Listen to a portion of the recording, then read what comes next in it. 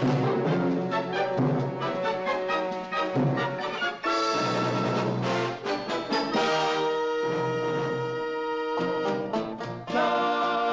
in the country, where skies are blue.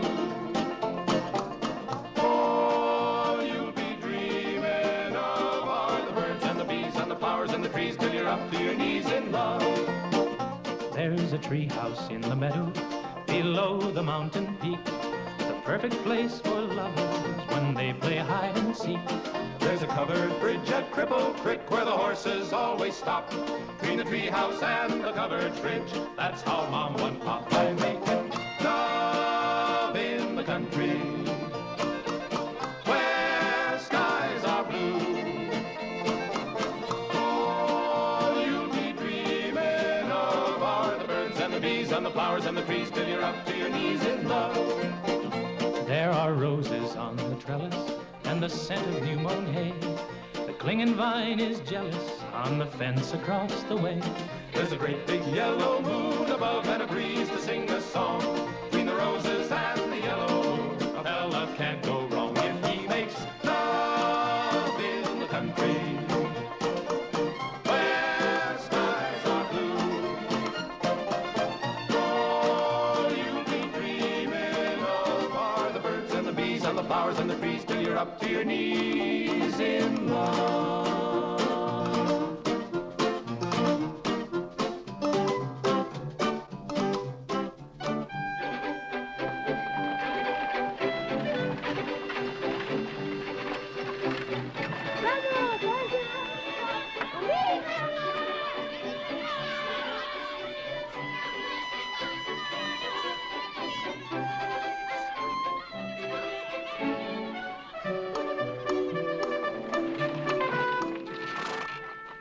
Lord to goodness, not again.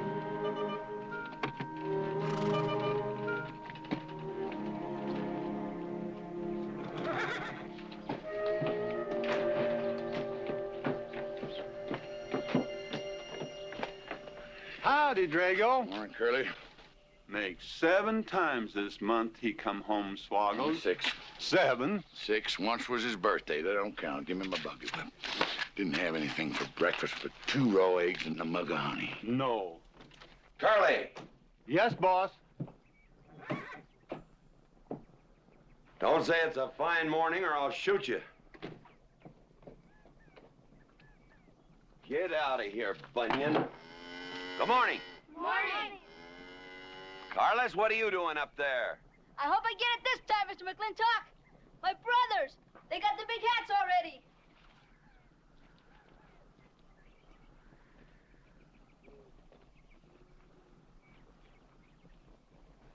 All right, let them have at it.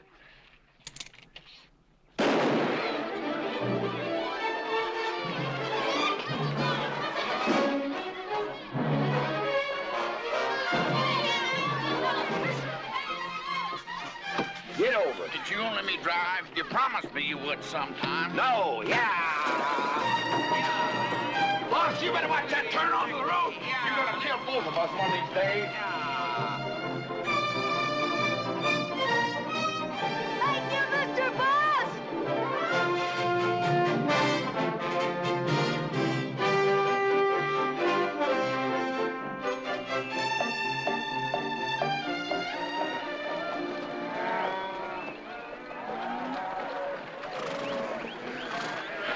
You got cattle in the back, boss.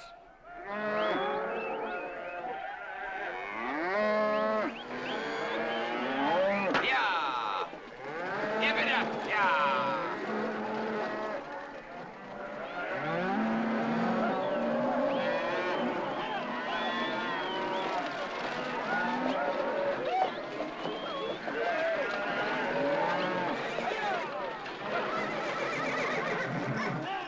Keep 'em going.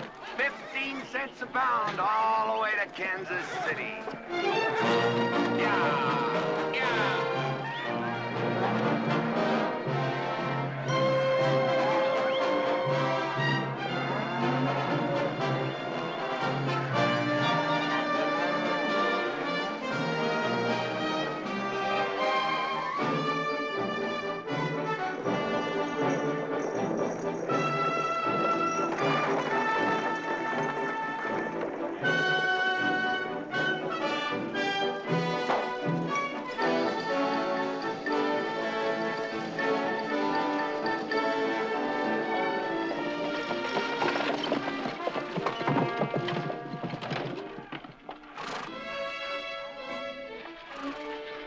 Boss, there's one old pensioner I wished you would pass up.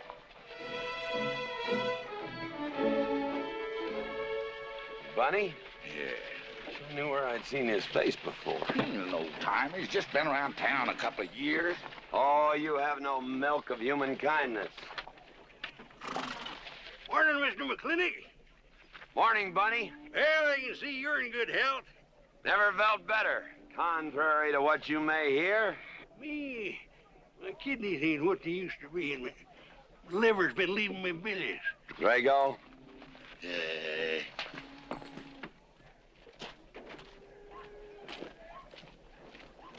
Hello, Ben. Hey, McLintock. Drago, throw that in the buggy. Yes, sir. It's a scrubby bunch of Sooners, huh? They are at that. Well, it ought to make Douglas happy, lining his pockets with land fees. What are we gonna do? I don't know what you're gonna do, Ben. Me, I do nothing. 200 families. Quarter of beef a week per family. If they last 2 years, that can be a sizable number. I got 20 head to 1 of any other brand on the Mesa Verde. I'm not hollering. Some of us haven't got all the money in the world. Some of us ain't old and tired and feel like being put upon. You interest me, young Ben. Go on. So the first time I find one of our hides wearing our brand hung on one of them settlers' fences, I aim to kill me a plowboy. You do what you want, McLintock. We'll do what we want. Fellas my age generally call me GW or McLintock. Youngsters call me Mr. McLintock. All right, Mr. McLintock. Not because I'm afraid of you. You're the big he-stud of this country. And I reckon a fella my age should call you mister. Full grown now, GW. He's a half owner of the spread. I made him a full partner the day the doc gave me the long face. Well, you want him to vote the first time this territory becomes a state, don't you? Of course I do. These settlers get burned out, there'll be a lot of hollering that this country's too wild to be a state. We'll go on being a territory some more, with a lot of political appointees running it according to what they learned in some college where they think that cows are something you milk, Indians are something in front of a cigar store. I'm looking to you to hold young Ben down. I'll do what I can. Come on over to the house once in a while. We'll rack up a few hands of stud. GW, that'll be just fine.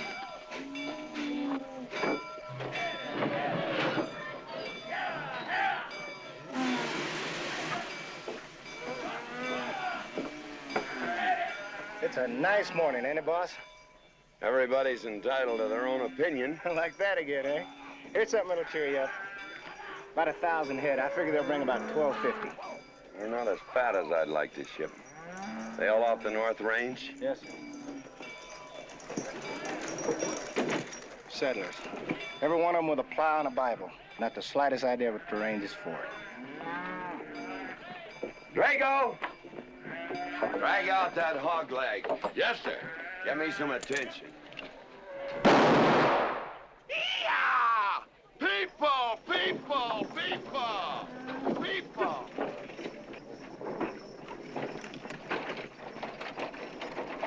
Come on, all of you. Gather around. People, come on. Gather around. I'm McLintock. You people plan to homestead and farm the Mesa Verde. Yes, sir. The government give us each 160 acres. The government never gave anybody anything. Some years back, a lot like you came in.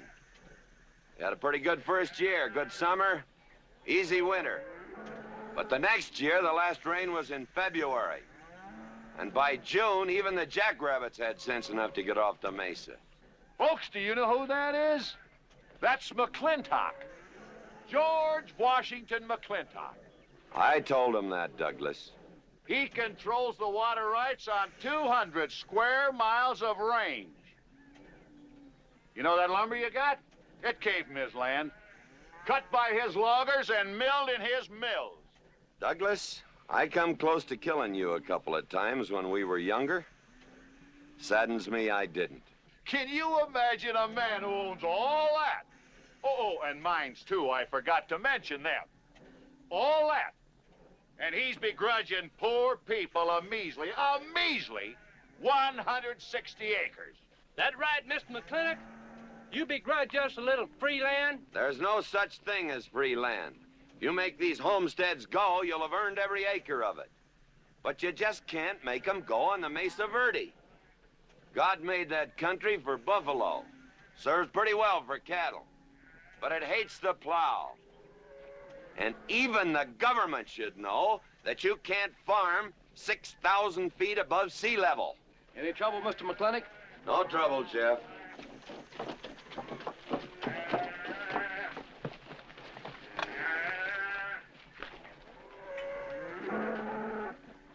How about you, Douglas? Douglas? Just plain Douglas, eh? And you call him Mr. McLintock. Why? Well, Douglas, I guess it's because he earned it.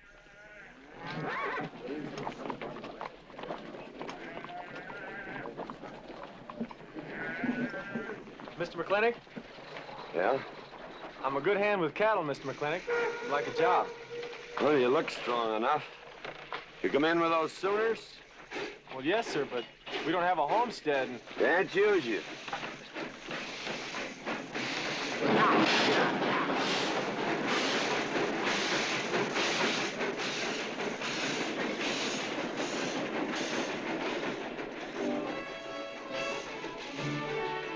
Tough life, ain't it, Sonny? Hell, ain't much future in being a farmer around these parts.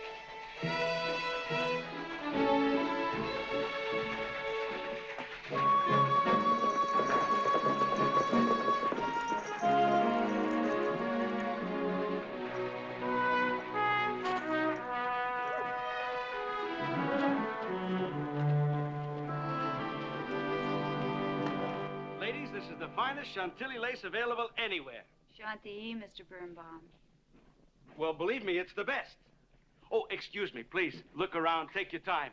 Drago, I got 1,000 Havana cigars and 12 of those hats for you over there. Them fair big hats ain't gonna last long the way some folks have been dipping into that red eye these days.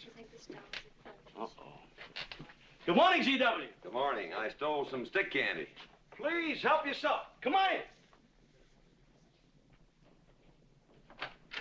Davy, you can forget about saddling up the horse. Come in here. Problem? Yes. Well, if I were blacks, I'd move Queen's Bishop to King 4. Yeah, you might be right. You know, I was just starting to work this out when the letter came. Letter? It was... What happened? Don't you want me... Morning, Mr. McLintock. Morning, Davy. You being here saved me a trip. Oh, that hat and suit of clothes you picked out for my birthday? Well, instead of this cowboy hat, I'd like to have this one. If it's, all right with you, sir. Oh, it's all right with me, Davy. Of course, that looks like the kind of a hat a fella'd wear down Main Street to start a fight. Oh, I don't need a city hat for that. All I have to do is walk down the street and some wiseacre will call me an Indian, and just like that, the fight's on. Davy, the letter, it's for you. And you are an Indian. Yes, I know I'm an Indian. But I'm also the fastest runner in town. I've got a college education, and I'm the railroad telegrapher. But does anybody say, hello, college man, or hello, runner, or hello, telegrapher? No, not even hello, knothead. Davy. It's always, let the Indian do it. Will you go out in the store and help the ladies? All right. I'm also bookkeeper, part-time clerk. Always let the Indian do it. The lady brought that out here this morning, asked for it to be taken out to the home ranch for you. Handsome lady, kind of tall with red hair. Called me Mr. Birnbaum, just as if she'd never seen me before, and as if that veil that covered her face would keep me from recognizing her. I thought she was in New York or Europe or someplace. So did I. Jake, you better throw on a couple extra cases of the boss's favorite bourbon. That stuff sure gets used up fast out at our place. Which reminds me, you better start tapering off. Catherine's in town. Katie?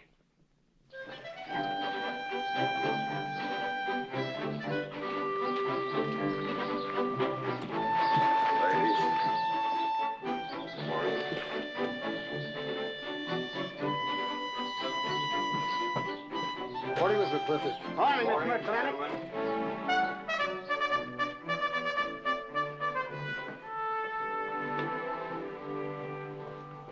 Good morning. Hello, morning, Mac. darling. Pomeroy, Morning, GW. what are you doing in here? Why aren't you out at the desk? Helping out the bartender. Yeah, I see a busy day. Give me the key to room 17. What? 17, and don't advertise it. Here they come, Mr. McLintock.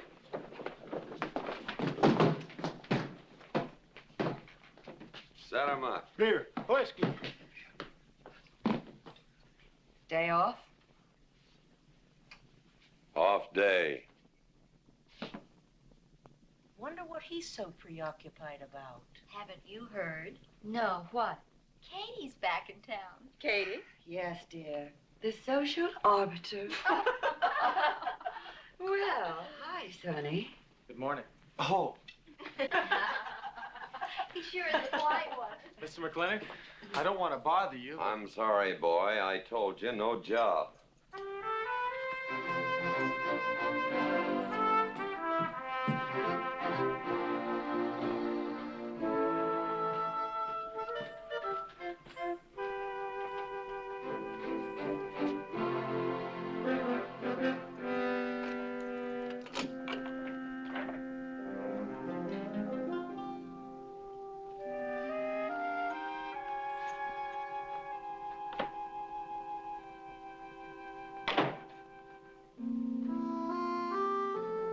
Catherine? George Washington McLintock.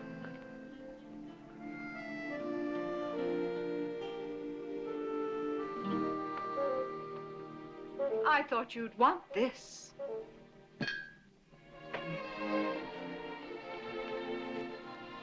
First dig of the spur. But who am I to upset your plans? But you feel kind of silly. I never feel silly. It's because you have no sense of humor. Why couldn't we sit down in the hotel dining room and talk about whatever it is you want to talk about? Or why couldn't you just come over to the house? And have everybody know that we're meeting. Everybody knows, and what's the difference? We're married. That is something I should like to change.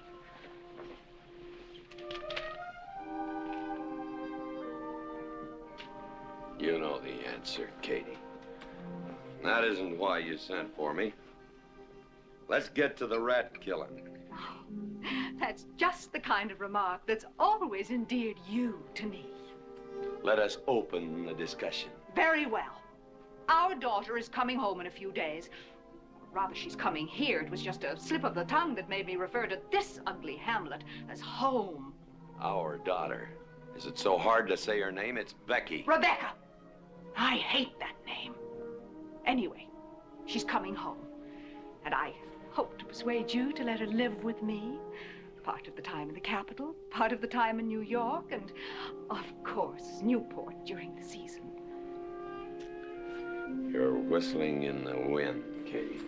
If she stays here, she'll become just as crude and as vulgar as all of this country. And if she goes your way, she'll be all show and no stay. Oh.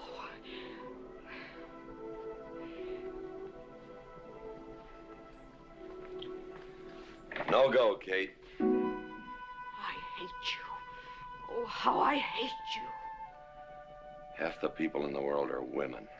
Why does it have to be you that stirs me? Animal. That's the story. I saw your picture in the paper at the governor's ball. You were dancing with the governor. At least he's a gentleman. I doubt that. You have to be a man first before you're a gentleman. He misses on both counts.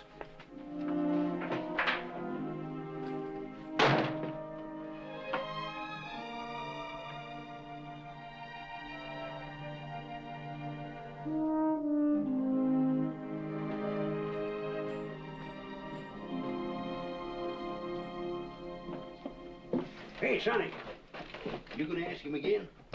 Nope. Hey, boy, you gotta pocket your pride. You gotta beg. You better listen to an expert, Sonny. I'm telling you, you got to grovel. Human nature gets him every time. Mister, leave me alone. Everybody does it one way or another.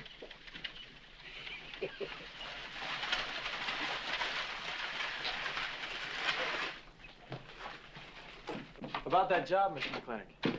I already told you, son, I've got no need for farmers or use for them. Just 1 minute, Mr. McLintock. My father died last month. That's how come we lost our homestead. I've got a mother and a little sister to feed. I need that job badly. What's your name? Devlin Warren. Well, you got a job, son. See my home ranch foreman. He's over at the corral.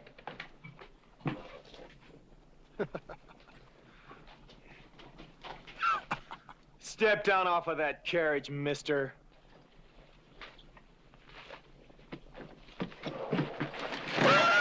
Hold that hog leg. I've been punched many a time in my life, but never for hiring anybody. I don't know what to say. Never begged before. Turned my stomach. I suppose I should have been grateful you gave me the job. Gave? Boy, you got it all wrong. I don't give jobs, I hire men. You intend to give this man a full day's work, don't you, boy? You mean you're still hiring me, Mr. McLintock? Well, yes, sir. I mean, I'll certainly deliver a fair day's work. For that, I'll pay you a fair day's wage. You won't give me anything, and I won't give you anything. We both hold up our heads. Where do you live? The settlers' encampment, down by the mine. That's your plug? Yes, sir. Well, hop on him, and we'll go get your gear.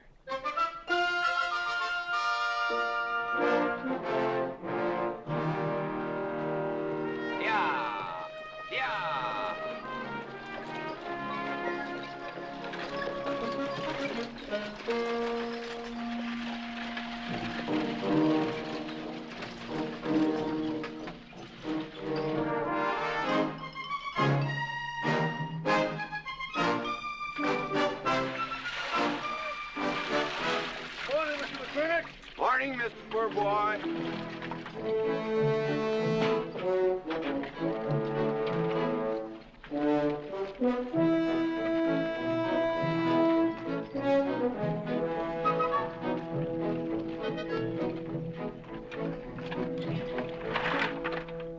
I'm sure that all you fine people are interested in knowing just what portion of this new land will be your new home. Oh, Jones and McAllister, since you've been more or less the leaders of our group, I'd like to have you come up and check the exact location. Won't be a minute, sir.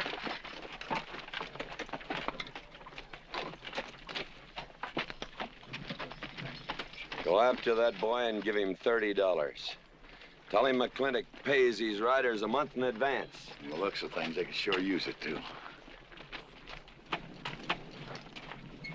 Oh, Mom? It's Mr. Drago.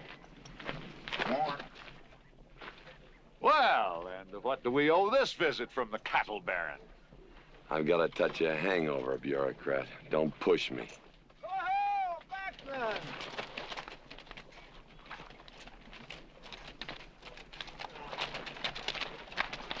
Say, those are Indians.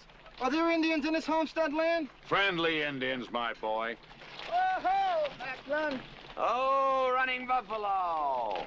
Oh, Backlund! Long time we don't get drunk together. And it's gonna be a lot longer time, because it's against the law and you're with the sheriff. And if I got my hands full, they came into town to meet the train. The old Indian chiefs are coming home. I heard they'd been pardoned. They don't know when it's arriving, this week, next week, or next month. So in the meantime, I've got to do something with them. Could I cut out a couple of head of your steers to feed them? Otherwise, some of these settlers' milk cows are going to disappear. That's right, Macklin. Cut out whatever you need. Sheriff, are you going to camp these savages with all these settlers? You're asking for trouble. Mr. Douglas, I already have plenty of trouble. Please stay off my back. Running Buffalo, bring your people over to the clay slide. Go. Hello, Mr. Macklin. Tiny Mouse, it's nice to see you. You wouldn't believe it now, but 20 years ago, she was a mighty handsome maid.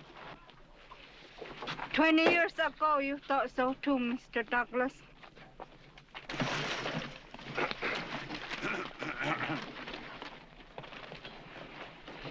It was just like this. I had a dead beat on old running buffalo, and my sharp 50 caliber misfired. That was back in that trouble in the 40s. Remember?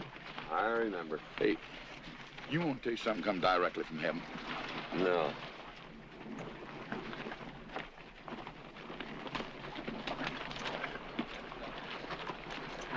Where'd you get this? That boy's mama baked them. You thinking the same thing I am? She's a widow woman, boss, and she's got a long, hard road home.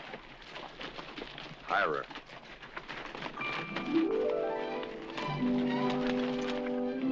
I always said you had a heap of sense. Mr. McLintock, this is my mother. Your mother? And my sister. Pleased to meet you, Mr. McLintock. Ma'am, this here's my boss, and he has a few choice words to say about your biscuits. Yes, Mr. McLintock? Huh? They're great.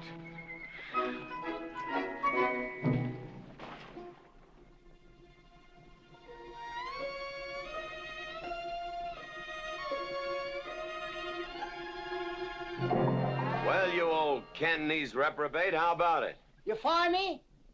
I'd kill myself. I'm not talking about firing you, I'm retiring you. You've been rustling food for us for 30 years.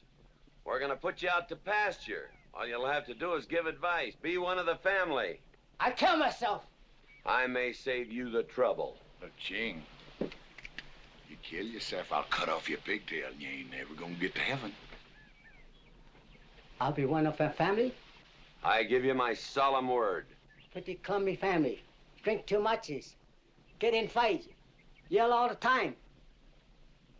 Cut off his pigtail. All right, I'll be one of our family. Giúp lấy đó. Phải là giúp lấy đó. Giúp lấy đó, hai. Cảm ơn.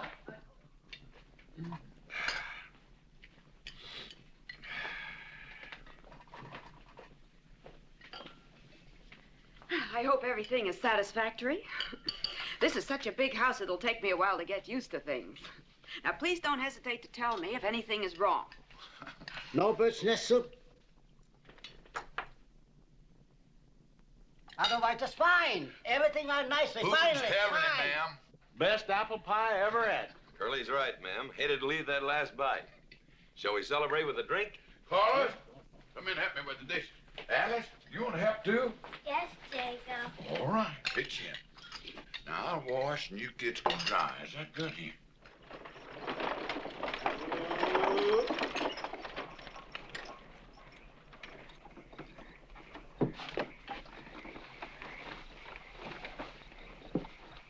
Don't seem possible one woman could use all them clothes.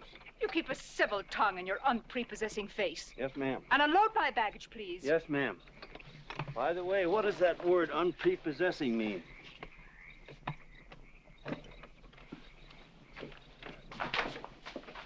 Miss McLintock. Oh, hello, Carlos. Run and help the driver with my luggage. I couldn't trust anyone else in this house to do anything correctly. Luggage? Give him a hand, Curly. Yes, boss. Mr. McLintock? Are you moving back in? Yes, but nothing has changed except my place of residence. And I'd be willing to put up with savages rather than be denied the company of my daughter. And I'm proving that by moving in here. Mr. McLintock, since it's my first day, would you excuse me if I, Go ahead. Oh, Catherine, this is, Dev Warren. He joined the outfit today. Please, ma'am. Thank you. Well, how refreshing. A polite young man here. Where did he come from? He's a farmer. A farmer? Well, I'll be doggone. Kate, welcome home. What on earth are you doing in that idiotic-looking outfit? And don't you dare call me Kate. That's my butling suit. I'm butling for the boss. And I'm sorry, Catherine. That Kate kind of slipped out from the times I remembered you as being nice people.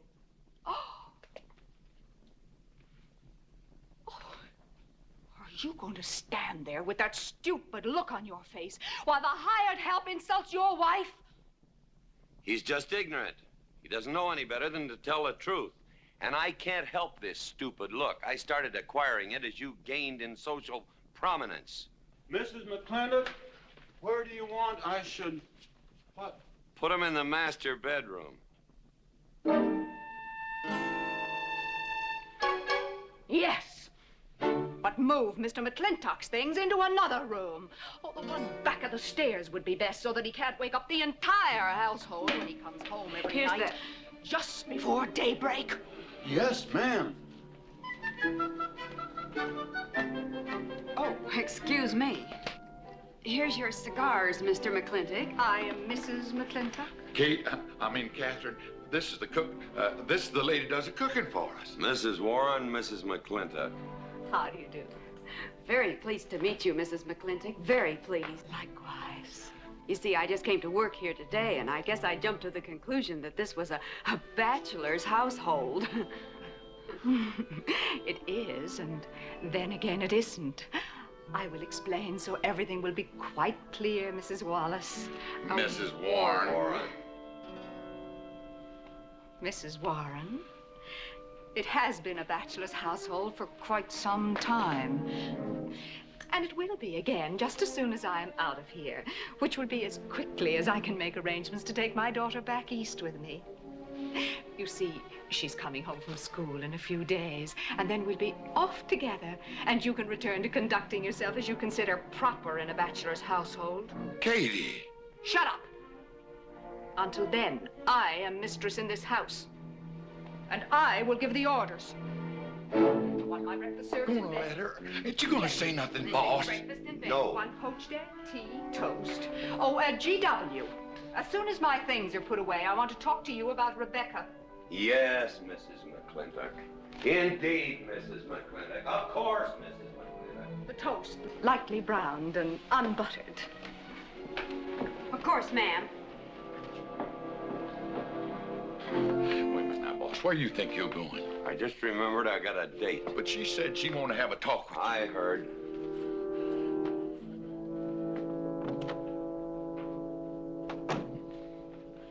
Good evening, Lem. Good evening, Mr. Mack. Yep. Say, Mr. Mack, what does unprepossessing mean? I was called that once, Lem. Looked it up in the dictionary. It's best you don't know what it means. Uh-huh. Thank you. You're up.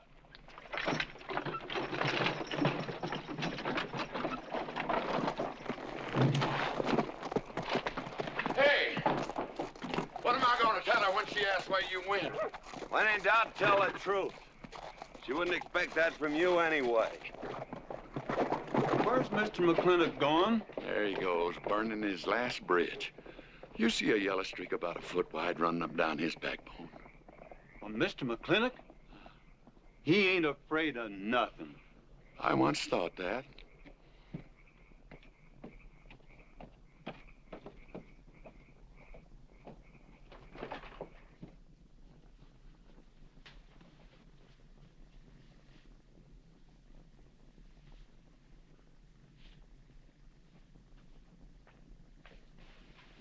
Drago?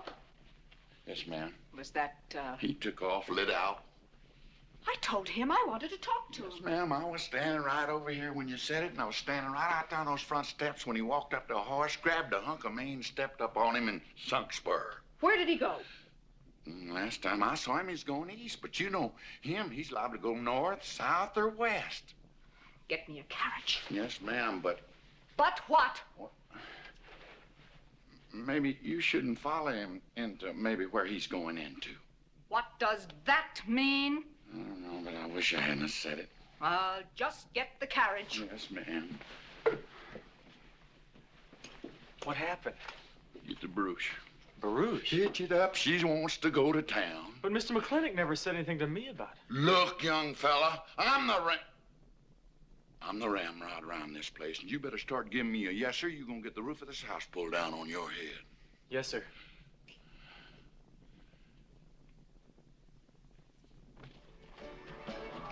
Hello, Davy. Hi, Mr. McLintock. New broom, eh? Big clean. Hello, Bunny. How is everything? Oh, fine, fine, Mr. McLintock. I'll get you next time.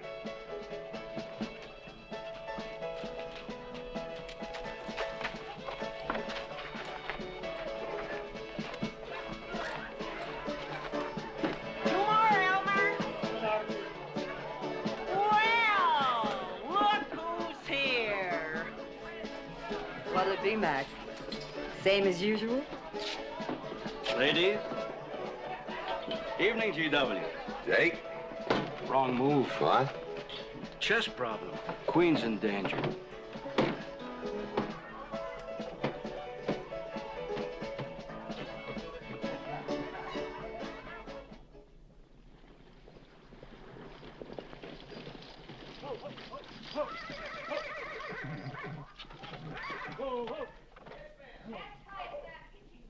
I suppose you can do that.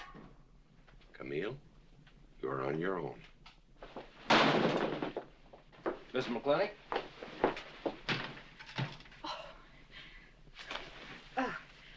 I'm Camille. Camille Reedbottom.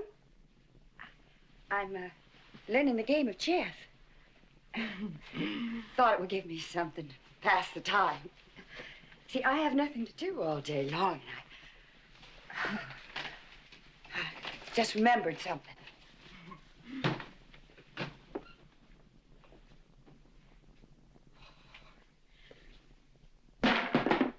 Catherine, I didn't hear you come in. Mr. McLintock, I told you that I wanted to talk to you. Not now. Could I get your glass of sherry, Catherine? Oh, thank you, Mr. Birnbaum. I could use one. I came into town behind a runaway team. Drago never could handle horses. It was that young man whose mother pretends to be your cook. Catherine, your wine.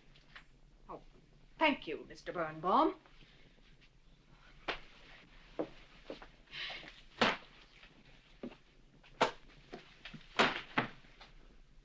Now, Mr. McLintock, we have an awful lot to talk over. First thing I learned about Indian fighting was to wait for daylight. What has our conversation got to do with Indian fighting? Indian fighting is good experience for our kind of conversations. Oh. It'll wait, Catherine. Evening, Sheriff. Mr. McLintock, we had quite a ride out here. Oh, I finally got that team settled down. It's your move. No, it's your move. I just canceled. Oh. Now, look here. You're not going to sit here all night long and play chess when the matter of our daughter remains unsettled. I am going to remain here and play chess, and the matter of our daughter is settled. She stays. Oh, such stubbornness. Catherine, your hair.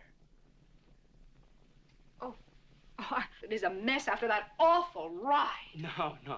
It's just that I haven't seen you for a long time. And it seems to me the last time I saw you, your hair was a little darker, no?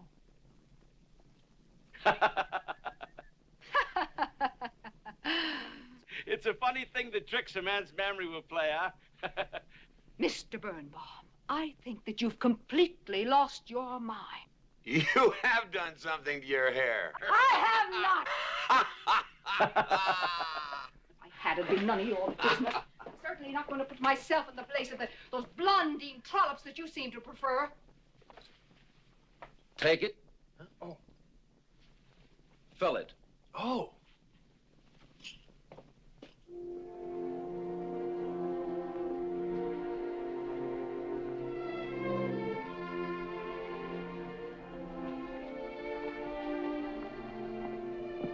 Morning.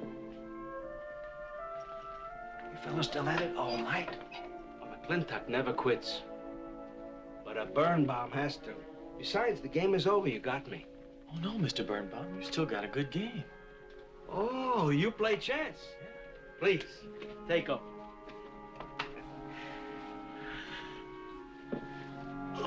Pretty good. Fair. Well, looks like I won't have to come into town always to get a game. Remember, I'm a bad loser. It's your move. Yes, sir.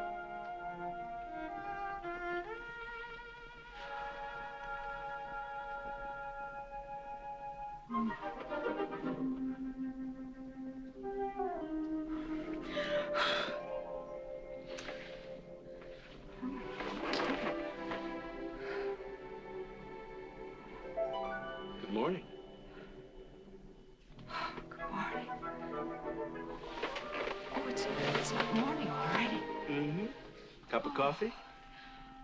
Oh, yes, thanks, Jake.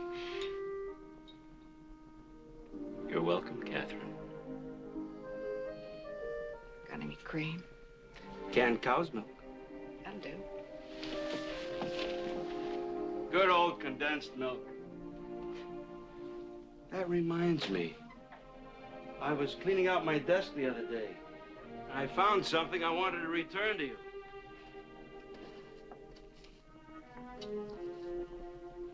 Here it is.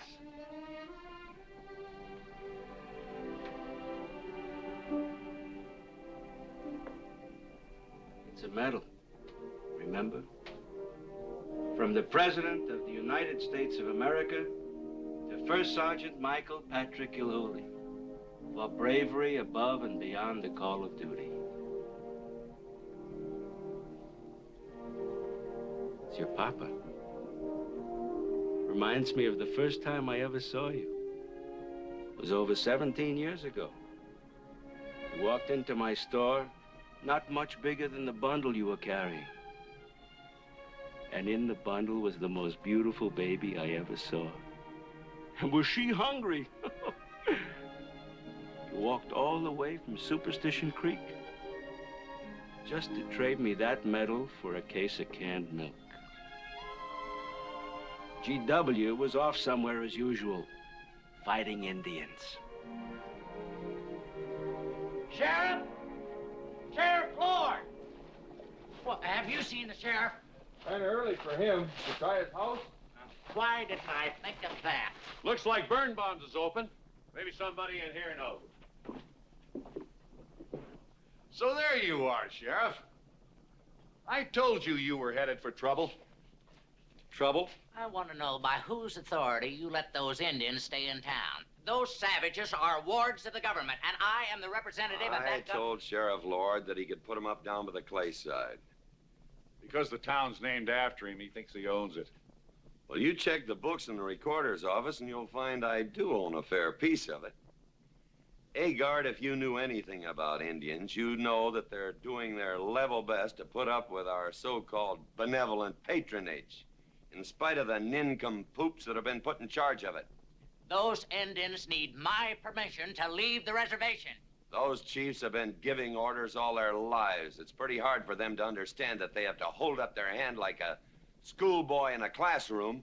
The law is very clear. I told you you'd get no satisfaction from these people. Well, we'll get the girl back. Girl? The girl the Indians kidnapped. But don't worry. I armed the settlers and set them to rounding up those red devils. What is this about a girl? Millie Jones, one of the settlers' daughters. The Indians kidnapped her. That's ridiculous. And you turn loose a lot of farmers with shotguns? I certainly did. You're insane. Let's go, Sheriff. Mr. Douglas, Oh, Miss McLintock. much as I hate to agree with GW about anything, you haven't changed a bit. You're still an hysterical fool.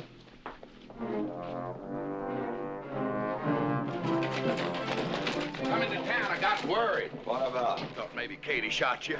Not yet, Drago, but it took restraint. Wait a minute. We better take Agard along. Not that he'll be much help. Drago, have him on the horse.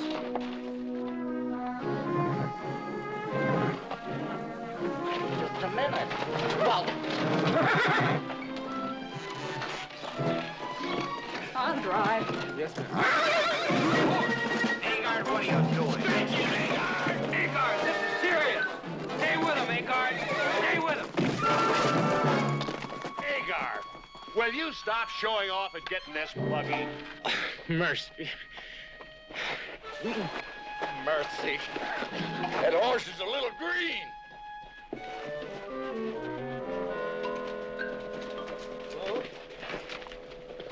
Let's go. yeah.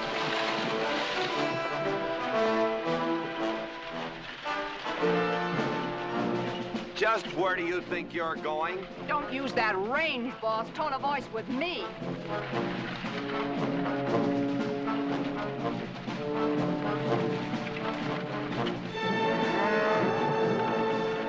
Carter! Headed for Mr. Poor Boy's mine.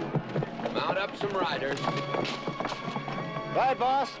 You heard the man. I don't like it, Mr. McLintock. I don't like it one bit. What don't you like? They're planning to hang an Indian.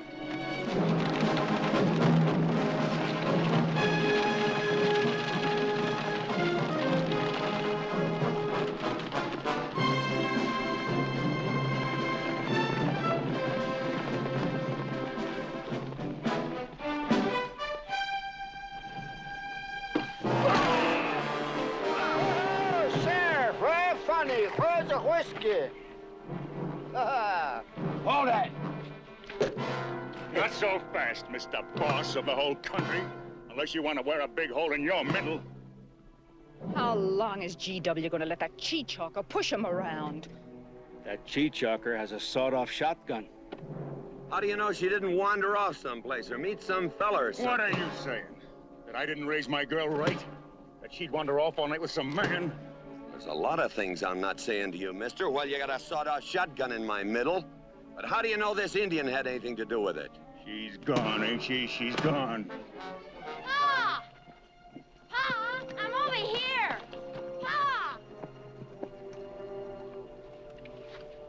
Been looking for me, Pa? Where you been, gal? Young Ben took me for a sunrise ride, and the horse wandered away. You come down over there. But, Pa! She's telling the truth, Mr. McLintock. We wasn't doing nothing. Well, that's not important right now. The important thing is that you don't draw that hog leg, or this'll be worse than Dodge City on Saturday night. You get on, back to the wagon. I'll tend to you later. Now for this young whippersnapper. Now, no harm has been done. And young Ben here is one of the nicest boys in the territory, so just put down that shotgun and I'll let's teach forget him to fool with Mike. Now, we'll all calm down. Boss, he's just a little excited. I know. I'm going to use good judgment. I haven't lost my temper in 40 years. But, Pilgrim, you caused a lot of trouble this morning. Might have got somebody killed. And somebody ought to belt you in the mouth. But I won't. I won't. The hell I won't.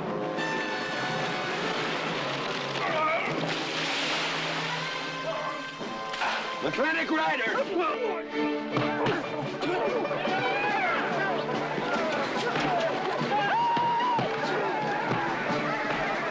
Ha-ha! Oh, Markland! Hey, Buster! Remember me?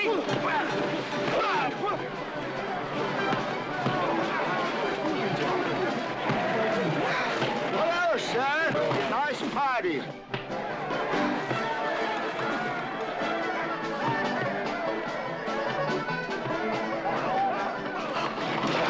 Do you think you oughta? I ought to what?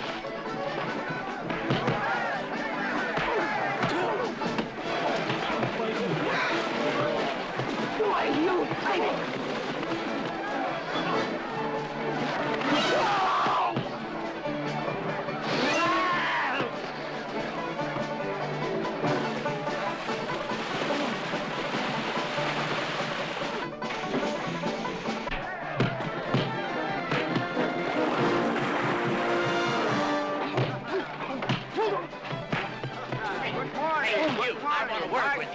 Hey, just a minute.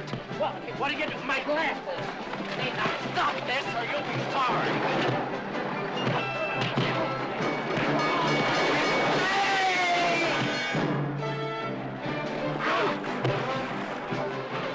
Stay out of this, Jake. It's everybody's war!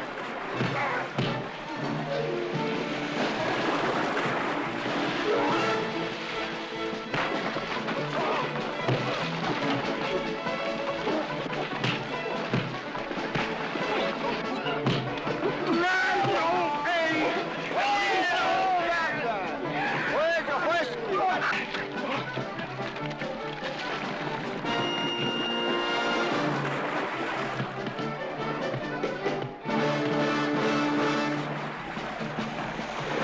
Where's the whiskey? Goodbye. Goodbye.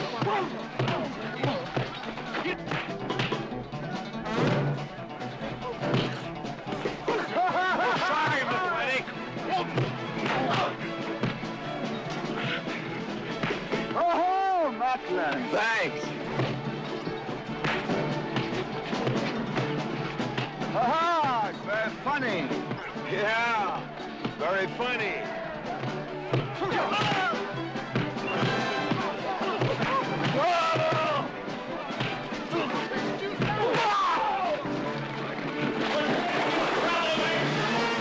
Guys, Mr. Douglas, I'm sorry.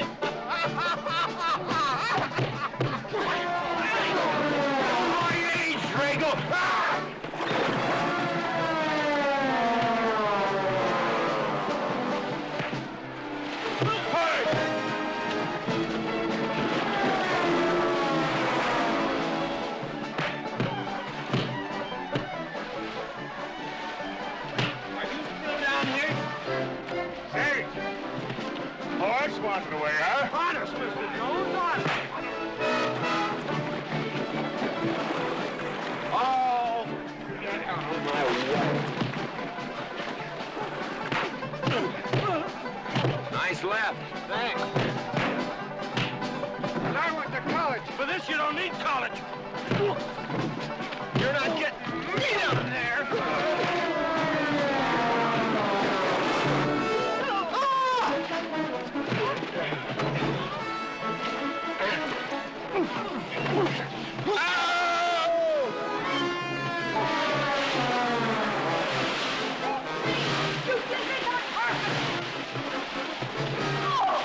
Why, McLintock, you big... Good morning to you, Mrs. McLintock. Buddy, you big...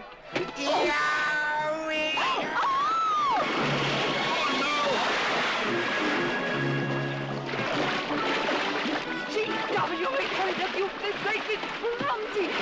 Well, it's pretty hard to control yourself. People!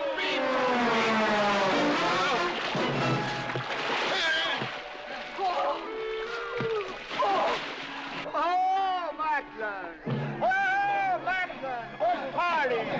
But no whiskey. We go home.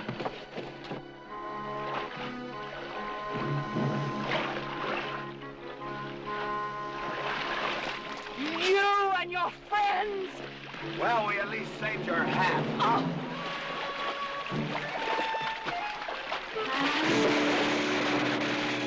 Where is everybody? Oh, for heaven's sakes.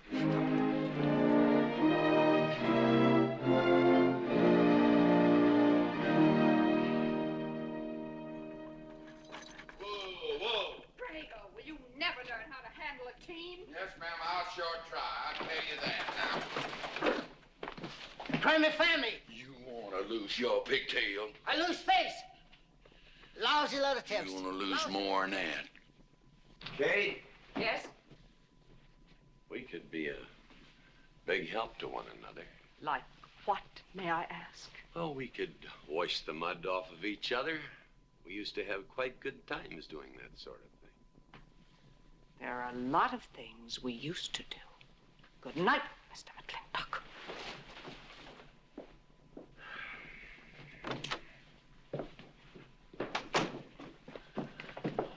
Any luck?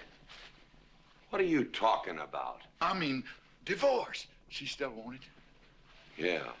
You know something, women are funny. She fought like a wildcat on your side out there this afternoon. Come home, she slams the door in your face.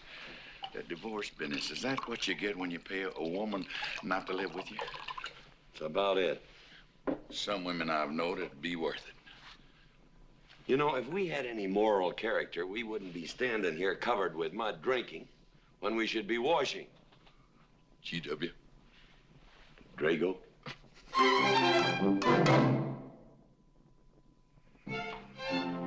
Miss Warren, these biscuits. Mmm. Oh, thank you, Drago.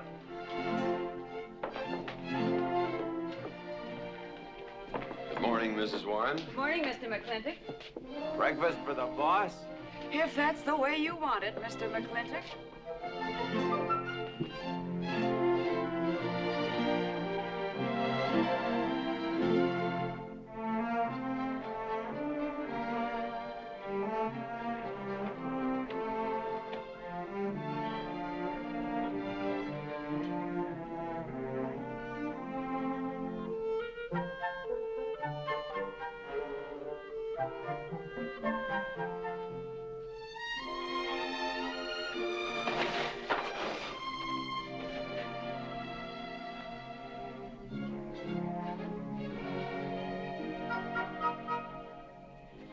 One poached egg, tea, toast, lightly browned, and Why, Mrs. McLintock, you have a black eye. I do.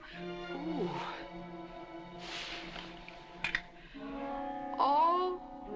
Oh, and Becky's coming home today. And that's not all. There's a little something we'd better get settled. There are no men listening now, so we can be ourselves. Oh, sure, I let you get away with all that guff the other night. But now that we're alone... When I want the opinion of the hired help, I'll ask for it. You know, you could wind up with two black eyes. What? Oh, I realize you had to put on that big act. We always have to just before we get ready to forgive them. Generally for something they haven't done. But you and I both know that's just to keep them from getting the idea they run things. McLintock give you that black eye? No. Nobody gave it to me. I won it.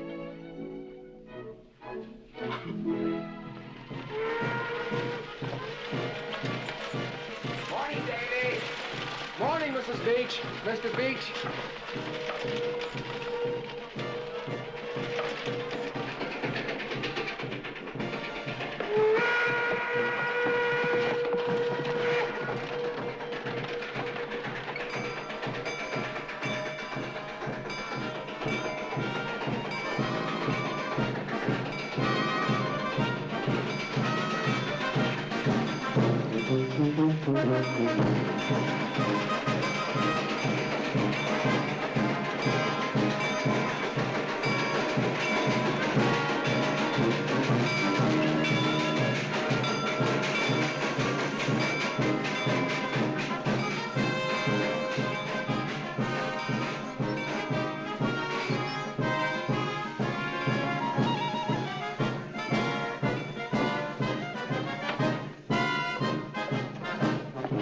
Why, Miss Becky, welcome home. Hi, Dad. My boy. Good to see you again. Daddy! Well, Daddy! It's been 2 long years. I guess I'm gonna have to stop calling you Tomboy. Oh, Becky. Mama! Oh, darling. Mama. I wasn't sure you'd be Oh, here. I've been here a few days. And, oh, Becky, I bought you 3 of the most beautiful dresses. Oh, Mama. Uncle Drago! Oh! Did you bring your old uncle a coming home present? Sure did. What is it? A mustache cup. And what did you get me? Prettiest Palomino pony that ever packed a saddle. Broke the stand, drowned, tie in the counter. Oh! Uncle Jake! Oh! What are you doing with Mr. Douglas's tuba? Oh, Mr. Douglas has had a little accident. I brought you a whole shipment of licorice sticks. But now that I've seen how much you've grown, I think we better exchange them for a couple of bolts of dress goods, huh? Thank you. Oh, the mayor was going to be here, but he had to go to the territorial capital on a horse theft matter. But I'm going to give his speech. Oh, and don't worry about the mayor. I'm sure that he can find a bill of sale for the horse.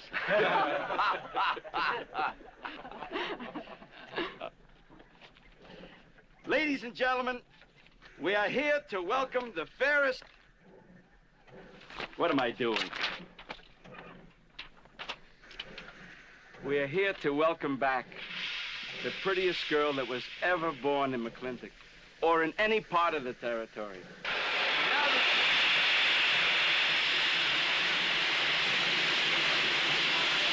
Hey, Davy! Yeah? Got something for you. Yardmaster up at the junction told me to let him ride, so I locked him in here. I've had my scalp a long time, and I aim to keep it.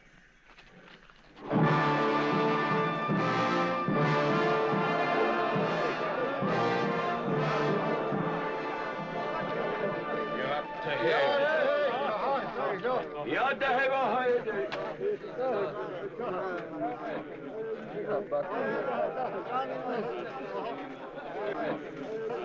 And now she's come back to us. Gone are the pigtails, but the freckles are still on the prettiest face that was ever born in McLintock.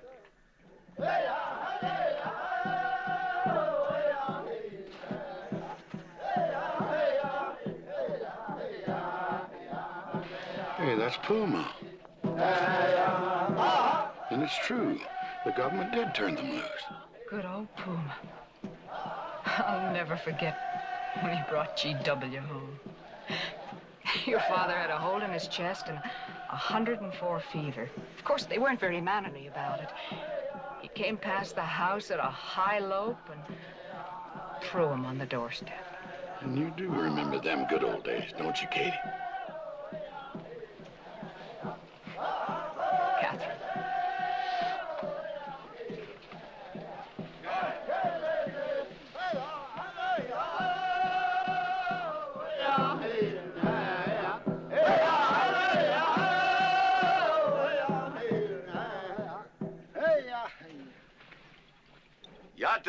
my friends. Hey.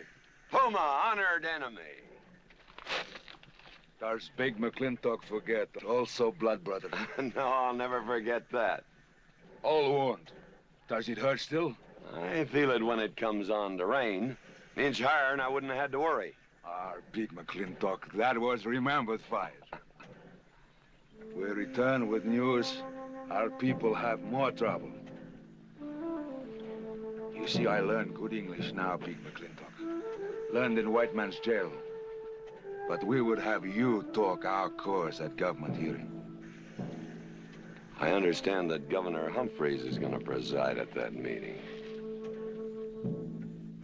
Yes, Puma, I'll translate your wishes. Mr. McLintock, could I impose upon you to use your Comanche to tell these Puma chiefs... is chief of the Comanches, and he speaks English very well.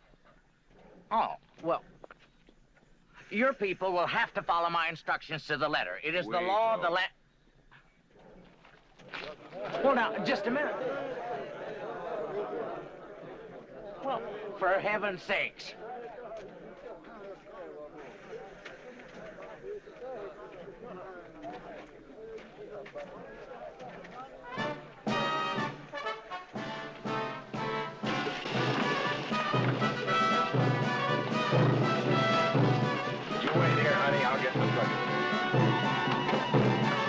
McLintock party? Surely. Will I see you there, Beth? Of course, Davy, and you can have the first name. Sis? Don't want any sister of mine talking to strangers. Davy's not a stranger. He clerks in Birnbaum. He's an Indian.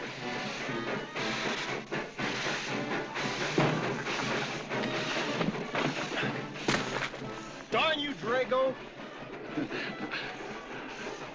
Now look what you've done. Baby, this is Devlin Warren. He works for you, Papa. Dev, this is Miss Becky McLintock. Those are my things. Yes, ma'am. Oh, I don't know you anywhere, Miss Becky. What do you mean? Oh, I mean, you look so much like your mother. Well, even prettier. Oh, Mr. Warren. Mother's much prettier than I am. Many a fight started with words like that. Come on, get in the buggy. Hello, Ching. We got jelly pie for dinner. Oh. I'm not cooking. No, he's not. Junior! Yes, Miss Becky. You remember Junior Douglas, Mama? Oh, of course. How's college? Valedictorian, 95. Oh, congratulations. Oh, Mr. and Mrs. Douglas, we will see you at the party, of course. Oh, delighted. Well, it'll be pretty hard to keep young men away. Yes, sir. Drago? Yes, boss. Baggage all on it. G.W. You remember young Junior? Oh, yes. Like father, like son. Mr. McLintock, I hope you don't think I'm being presumptuous in asking for the honor of calling on Miss Rebecca. Well, there she is. Ask her yourself. Well, thank you, sir. Ching, now I'm going to get fired. Get up out of here. Thank you, sir. Thank you. Have you no manners? See you at the party, Junior! Yeah. Yeah. Yeah, what? Like father, like son. What did he mean, Matthew? Come on, Ching. Grab a root and growl. Well,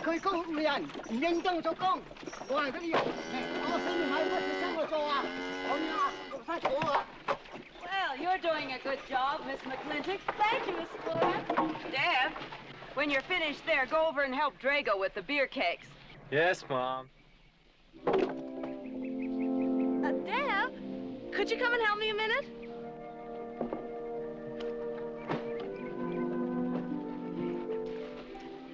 I certainly was surprised to hear you went to college. Why? I don't know. Junior says Purdue's a good college for a backwater place like Indiana. Well, he did indeed. Oh, could you do this? I can't reach it. Why didn't you finish college? Lack of funds. My father got sick, and he had to come out west. So he took out a homestead. You know, your mom's sure cute. It's too bad you didn't inherit her eyes.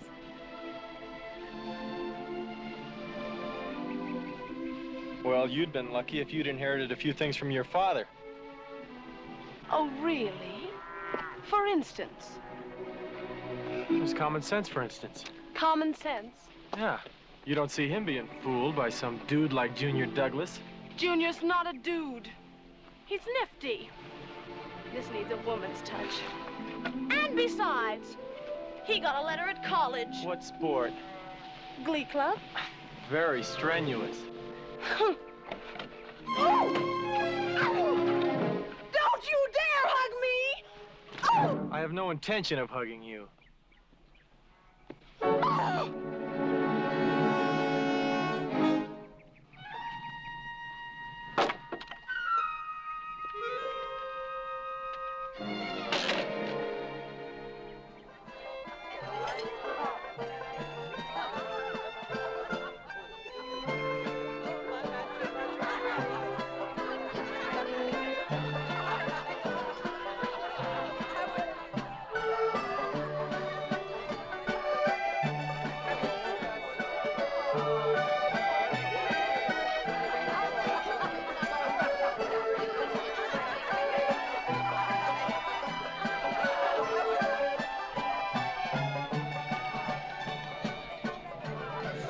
Ladies all look lovely, Catherine. You know, this is a real fine party. Oh, thank you, Ben. Of course, we had to invite everybody. Just everybody. Sorry, GW, but this one's mine. Well, thank you, Mrs. Warren. I guess I'll have to be a good host, my own home. Well, the next one's yours, Mr. McLintock. Thank you.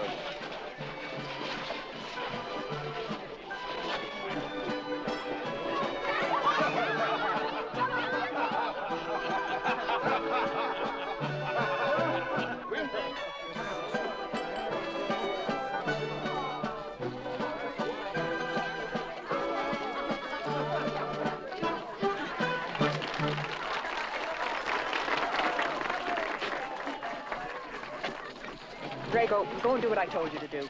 Oh, Katie. Catherine, and do as you're told. Oh, Drago, do this. Drago, do that. Yeah! People, people, people. This Douglas feller. Drago! Yes, ma'am. Matt Douglas, Jr. is going to bring you folks some of the latest terpsichorean dance steps, brand new, brought by him directly from New York City. All right, Mr. Fiddler.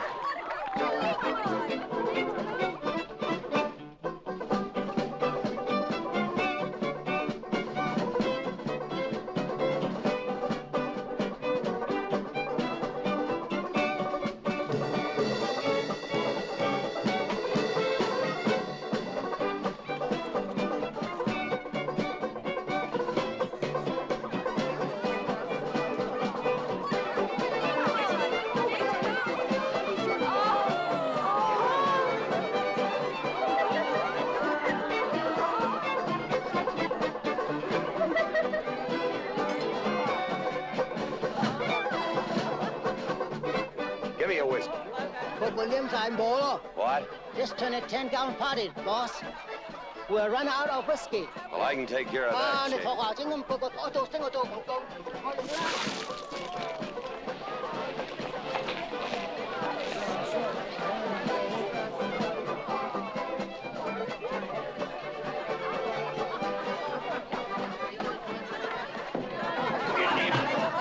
Indian.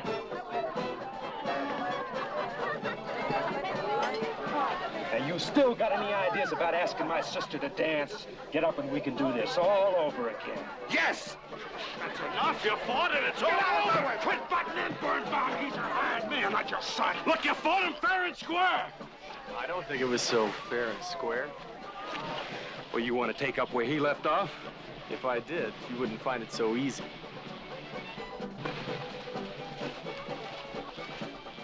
Now we've had enough of this. Well, when are you going to quit walking away? Just as soon as we're out of sight of the party. A little lesson I learned back home, don't fight in front of women. Well, we're out of sight now. So we are.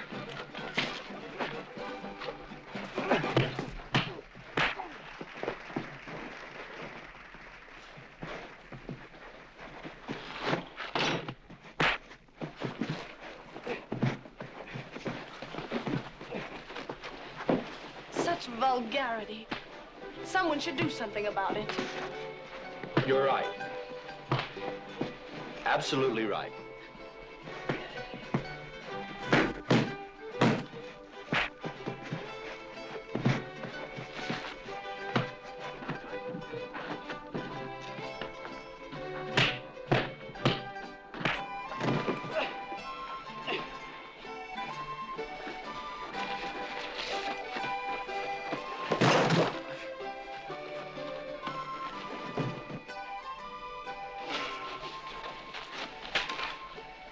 Young man?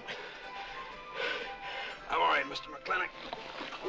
Pretty fancy fighting for a country boy. 2 years at Purdue, Mr. McLintock, on the boxing team. I never thought any farmer could whip me. You sure did. Better get him cleaned up. Get him some water, Jake. Yeah.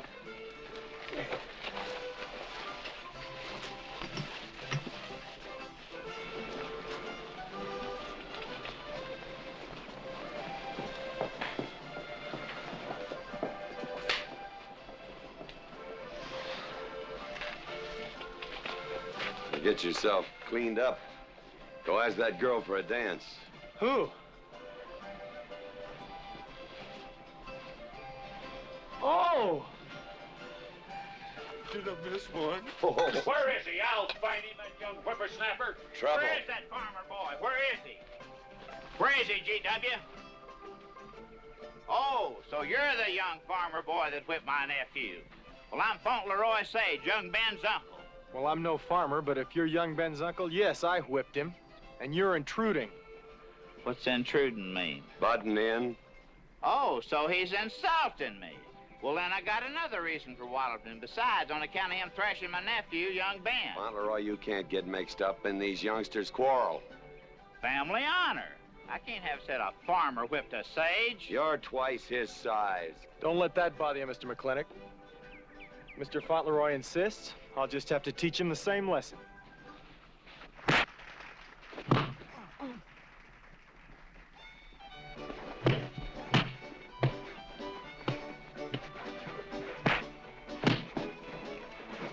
Say!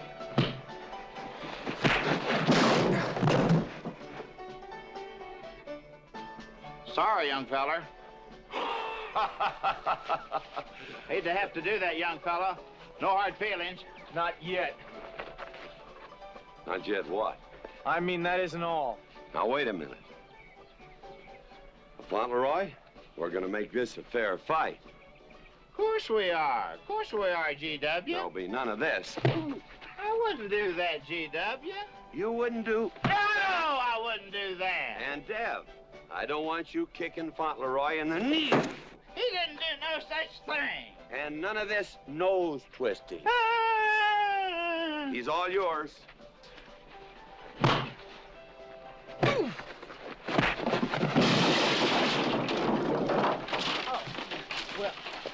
Well, where are my glasses?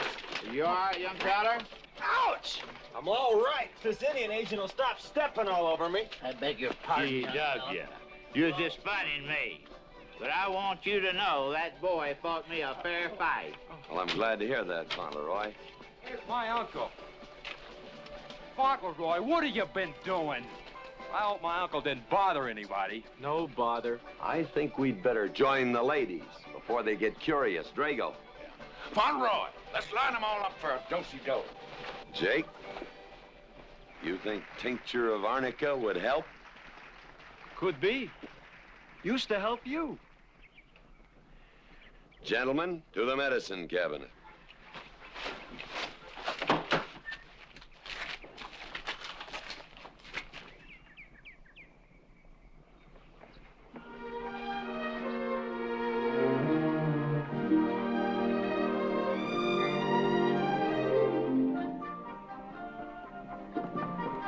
Good morning, Drago. Morning, Davy. You seen Daddy? Took off early this morning with a scattergun over his arm. Went hunting.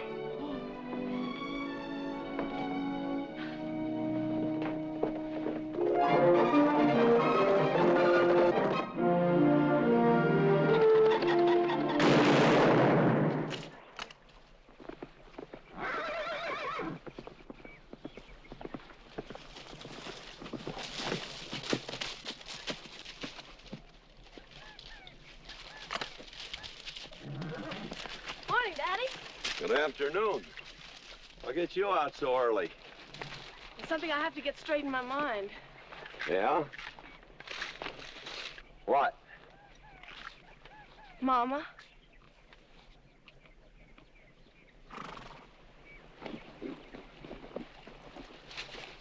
Why'd you and Mama stop living together, Daddy?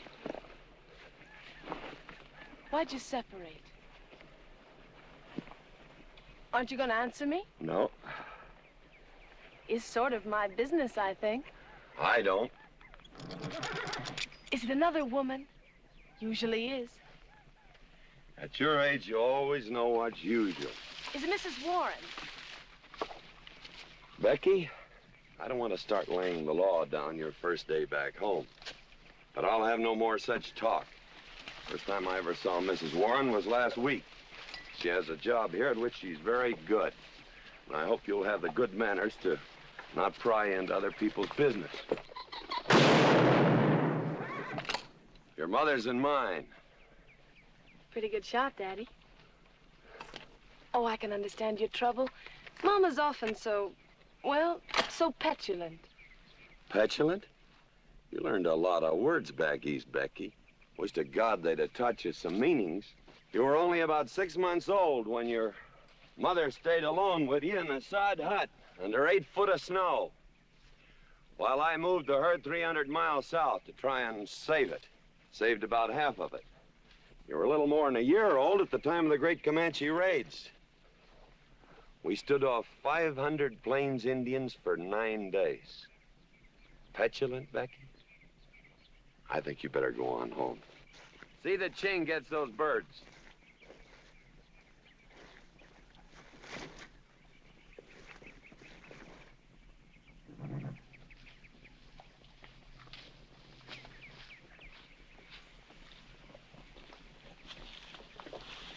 Becky, come here.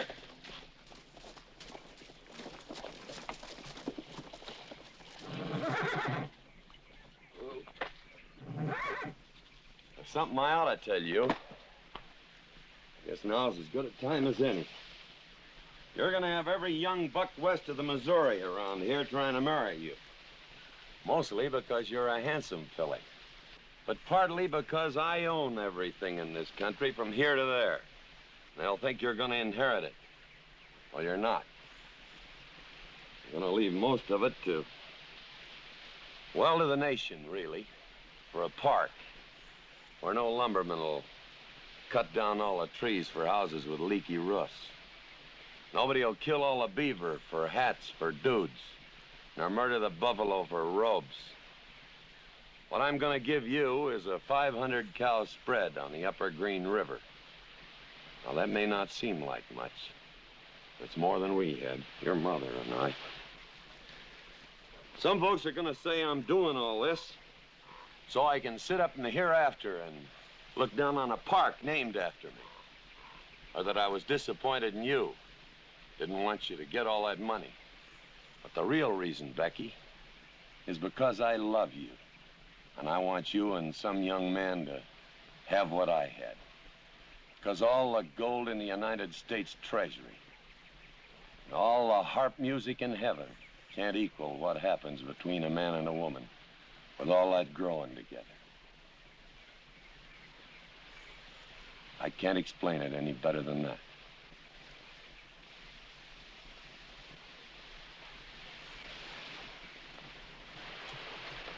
All right, Daddy. Becky.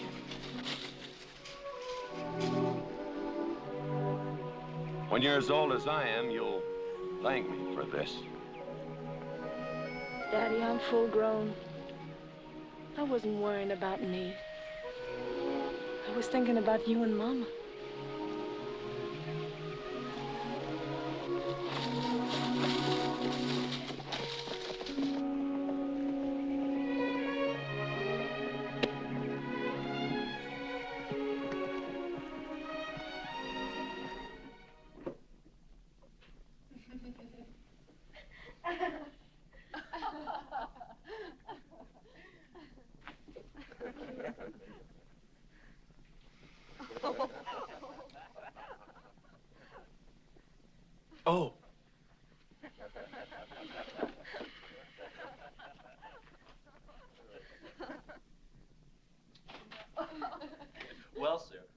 3 of them fell right out of the carriage. Oh. Well, it's getting rather late, Becky. It's bedtime. Oh, Mother. He brought this. He must have intended to use it. Oh, well. Sing us a song. Well, if you really want me to. Gosh, I haven't played in You quite know just right for me. Sure. It's the rage now. Oh. Oh. Dev, what are you doing? Oh. I just thought I'd get another cigar. Well, you've got one in your mouth and 2 burning in the tray. Not move. Fellas want me to play all the time. You're cuter than a baby steer, and softer than a mouse's ear. I want the whole wide world to hear. You're just right for me. You're sweeter than... Oh, no, not that rhythm, Junior. Do it the way they do at the plaza. I know the words. Sure, Becky. Will you sing with me? Of course. All right. I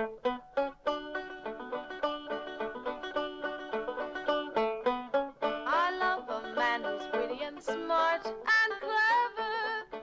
It's your move. Oh.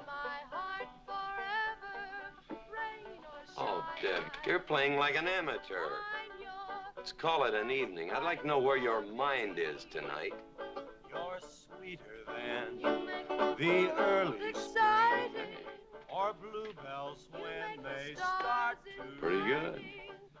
Voice like her father. feel like a king. You're just right for me. Sweeter than honey, finer than wine. I'm sure they found you on that honeysuckle vine. I would melt in your embrace.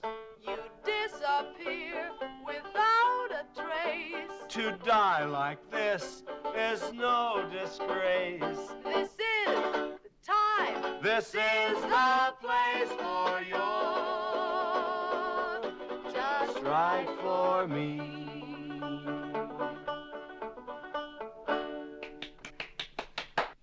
Well, that's so good, I kind of hate to break this up. But if we're going to have that Indian hearing tomorrow morning... sir, about our conversation earlier this evening, I believe I'd better apologize. Yeah? Yes, sir, I've been thinking it over, and when I called you reactionary, well, that's merely my generation's term for your generation. Nothing personal, sir. Oh, really? Well, good night, sir. Good night, Miss McLintock. Good night, and do come again. Good night, Drago. Night. Boss, what does reactionary mean? Me, I guess.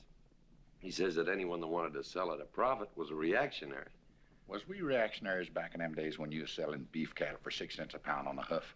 Well, no use arguing with him. College boy.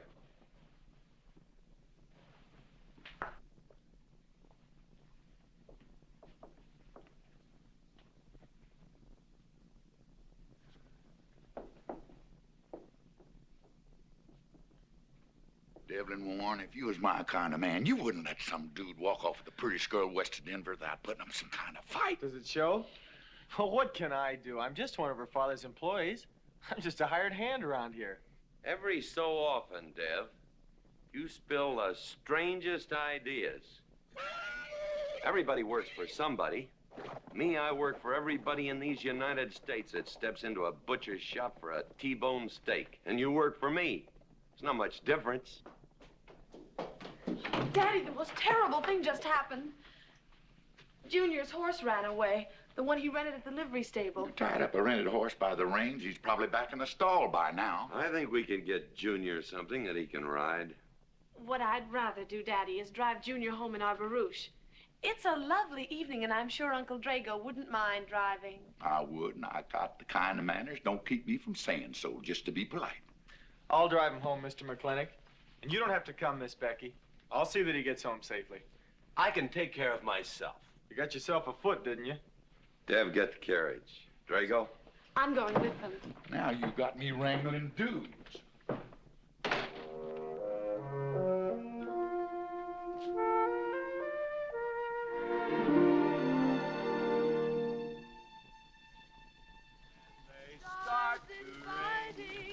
You make a man feel like a king. You're just right for me. Miss Becky, somebody better help me watch the road. You know, I'm new around here. Might take the wrong turnoff. Devlin Warren, you know there isn't a turnoff between here and town. You disappear without a trace. To die like this is no disgrace. This is time. This is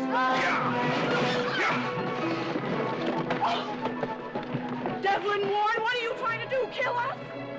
Rather have your friend drive?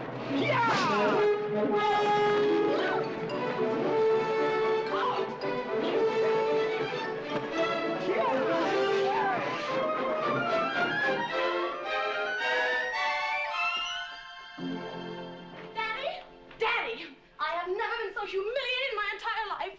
I said what I said, and I'll stand by it to the death. Shoot him, Daddy. Shoot him at once. Well, why? My honor is at stake. Well, now, Your Honor. Absolutely. He impugned my honor. Impugned? What does that mean? Slander. He slandered my honor. He did? I said what I said, and I'll stand by it to the death. He admits it, see? Shoot him. Well, what is he admitting to? Why, he called me a... I won't even repeat the word. I didn't necessarily call you anything, but I said what I said, and I'll stand by it to the death. Well, just for the tally books, what did you say? I said that any girl who would permit a man to kiss her before they're formally engaged is a trollop. He said it again. Shoot him. Now, hold on. No, don't hold on. If you're my father, if you love me, you'll shoot him. Well, I'm your father, and I sure love you. So? Oh, you shot him. You really shot him. Hey! He dies. If he dies, he'll be the first man ever killed with a blank cartridge. We use this to start the races on the 4th. Hey! I'm on fire! Oh, you poor dear. Poor dear? You'd have had me shot in cold blood. But it didn't happen. Yelling I insulted you and all. What you need is a good spanking. Dev! Daddy! Leave me out of this. I think I'll give you what you deserve. You wouldn't dare! Oh, wouldn't I? Ah! You'll think next time before you have someone shot. And this kicking and yelling isn't gonna help you. Don't you! Oh, Daddy! Wait a minute! Daddy! Oh, Daddy! Help me! Don't! Daddy, Lord, I hate you! Mommy! Oh, G.W., was that a shot?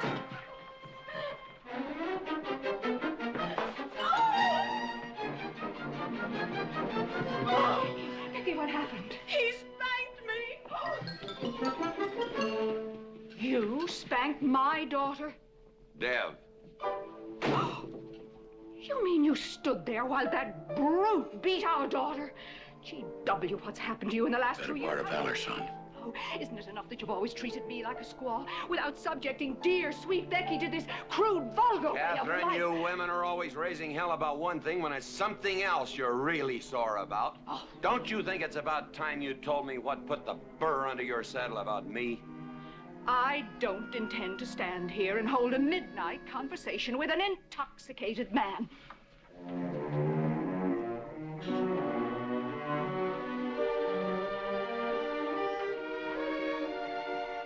And I am not intoxicated. Yet.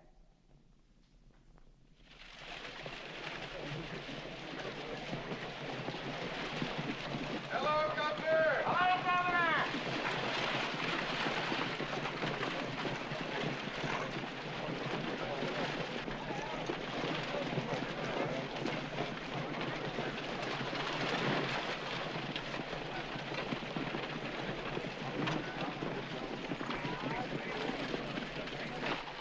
Chief Puma? Yes, Sergeant. Big McLintock, we know you get us fair judgment. You gentlemen, follow me.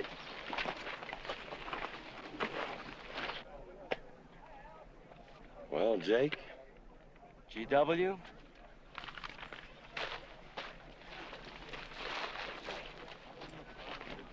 Well, GW, it's been a long time. Not long enough. Cuthbert. Your husband is a rude man. Yes, Cuthbert, I know.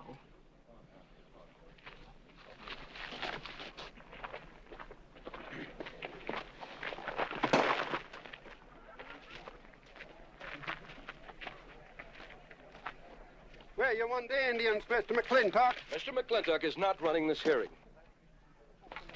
Sergeant, seat those Indians. Yes. Gentlemen, be seated. You know, the whole tribe here want to come into town. Proceed, Lieutenant. This hearing is now in session.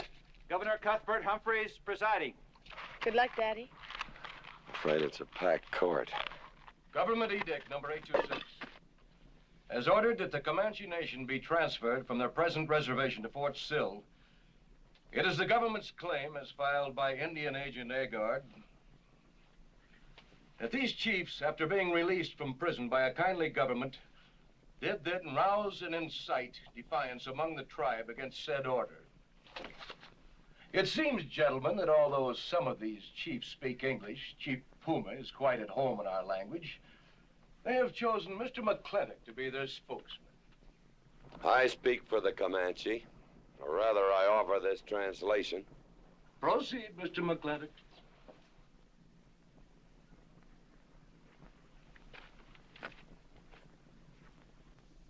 The Comanche say, we are an old people and a proud people. When the white man first came among us, we were as many as the grass is of the prairie. Now we are few, but we are still proud. For if a man loses pride in manhood, he is nothing. You tell us now that if we will let you send us away to this place called Fort Sill, you will feed us and care for us. Let us tell you this. It is a Comanche law that no chief ever eats unless first he sees that the pots are full of meat in the lodges of the widows and orphans. It is the Comanche way of life. This that the white man calls charity is a fine thing for widows and orphans, but no warrior can accept it. For if he does, he is no longer a man. And when he is no longer a man, he is nothing, and better off dead. You say to the Comanche, you are widows and orphans. You are not men. And we, the Comanche, say we would rather be dead. It will not be a remembered fight when you kill us, because we are few now and have few weapons. But we will fight, and we will die Comanche. Thank you, Big McLintock. Am I to gather that Comanche defy the government of the United States? Yes, you may gather that the Comanche defy the United States government, or at least this commission. Gentlemen,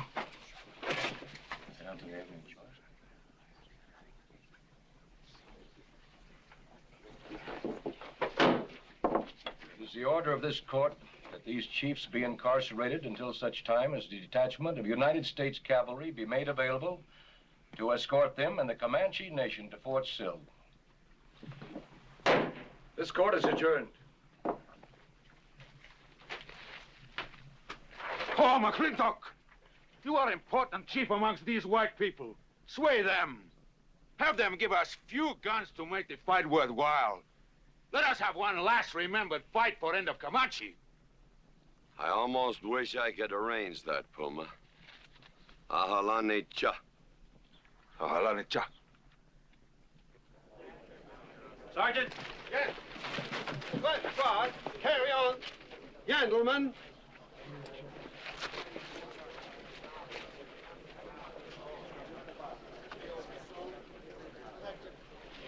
It's sad, these changing times. It isn't the times that are changing, Mama.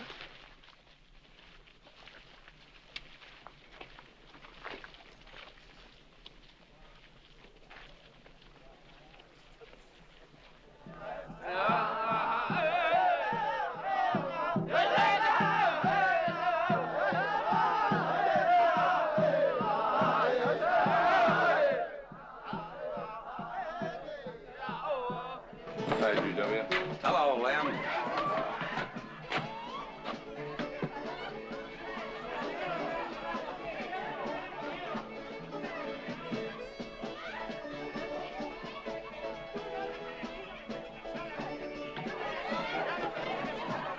Bunny? Oh, howdy, McLintock. I figured you'd be belly down drunk by now. I've been doing some drinking, Bunny. Is that boxcar still on the siding? Well, sure, but... But what? I don't like it. You don't, eh? You figure if them Indians get out of there and lead the cavalry on a wild goose chase, that great white father's going to get nosy. Get nosy, and he'll investigate. And when they find out how that side-saddle governor's been messing things up, they'll give those Indians a fair trial. But that's live ammunition in that boxcar. You know what'll happen if them Indians get some guns in their hands? Somebody's going to get hurt. Is Puma's word good enough for you? Well, I don't... McLintock, you got yourself a partner. Leave me out of this. Hey, McLintock. Good night, Bunny. Good night, Governor. There is the Katie with her light red hair, sweet as the roses on a summer air. I'll find her somewhere while the moon is high and tell her that I love her, and I'll love her till I die. Katie Gilhooly, the master's home. Katie, Catherine Gilhooly McLintock, where's the woman of the house? Mr. McLintock. Oh, there you are. Mrs. Warren. Oh, good evening. I waited up for you, Mr. McLintock. Oh, how nice.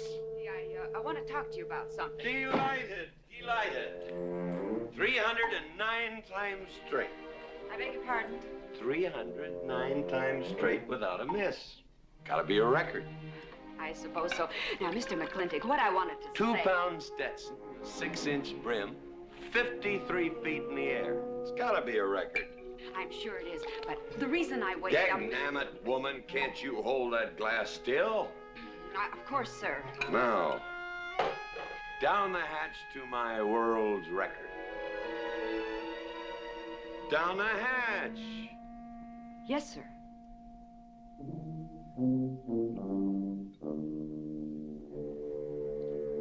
And now, to the governor of our territory. The governor of the territory, sir? Now, don't you stick up for him, Mrs. Warren. You're a fine woman, Mrs. Warren.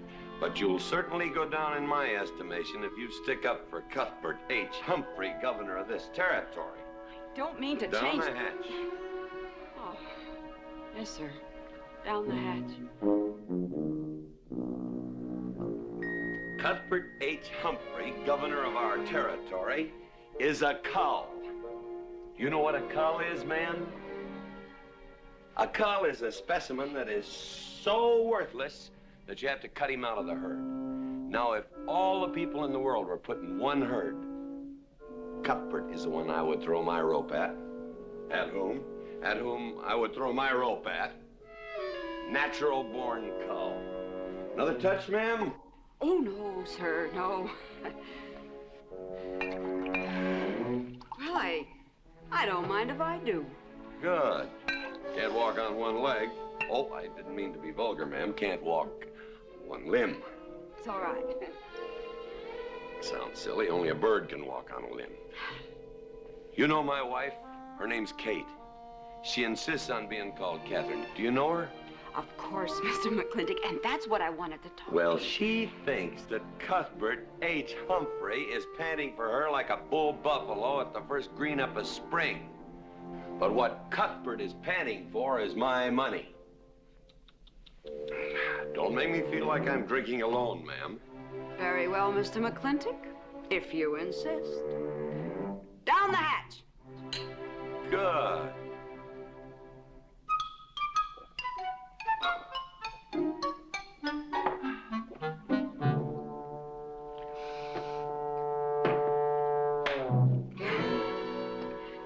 McLintock, I have something very important to say to you. Very important. Guess it'll have to wait till the morning. Toodle. Oh, it's all right. It's all right. Betty, bye-bye.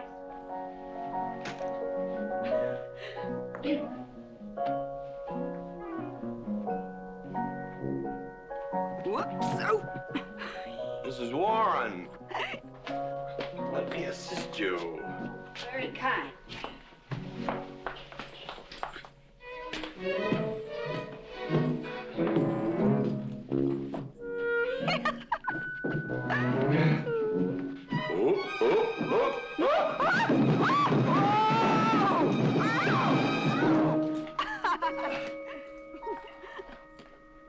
Whoops.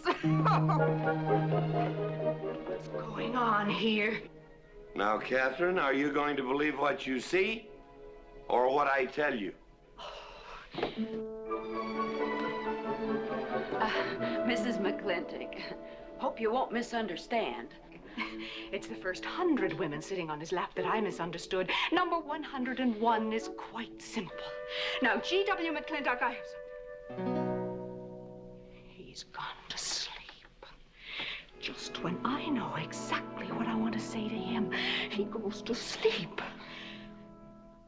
I waited up to talk to Mr. McLintock. I wanted to tell him I was quitting. You see, Sheriff Lord has asked me to marry him, and... Oh, congratulations. I don't want to seem prudish, but if you are going to marry Sheriff Lord, it seems to me that you're sitting on the wrong man's lap.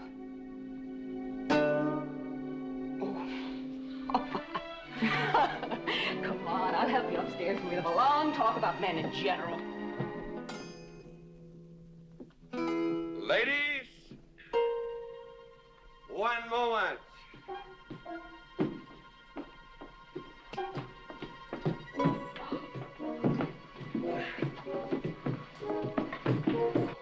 Oh! Watch out, you'll get us all killed! Oh! What?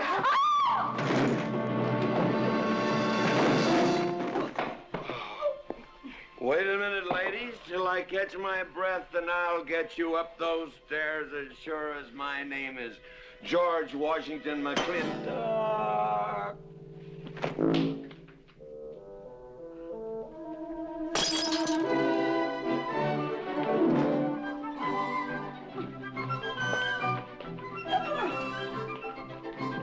You may be quitting, Mrs. Wallace, Mrs. Ward, but not tomorrow.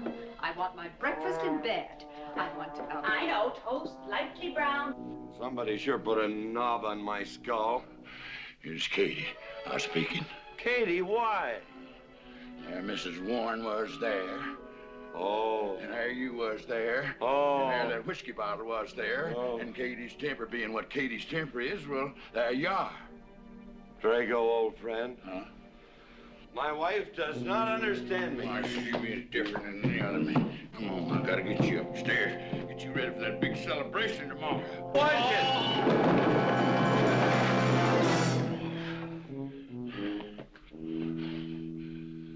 Drago, I am sleeping in the den.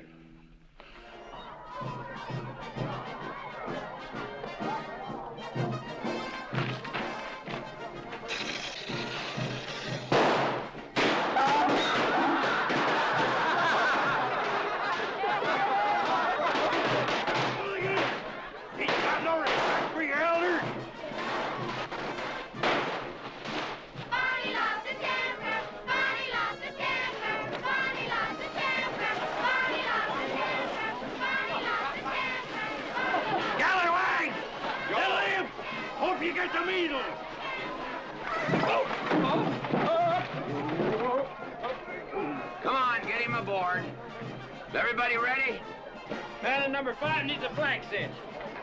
Get him one. Let us know when you're ready. Ladies and gentlemen, it is my honor to present to you the governor of our territory, Cuthbert H. Humphreys. Thank you, Mayor. My friends and citizens of this great territory, this is the 9th consecutive year.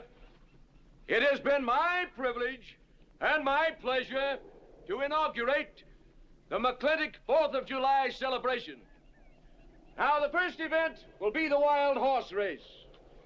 But before I fire this shot to start the event, I would like to say a few modest words regarding my stewardship of this great territory.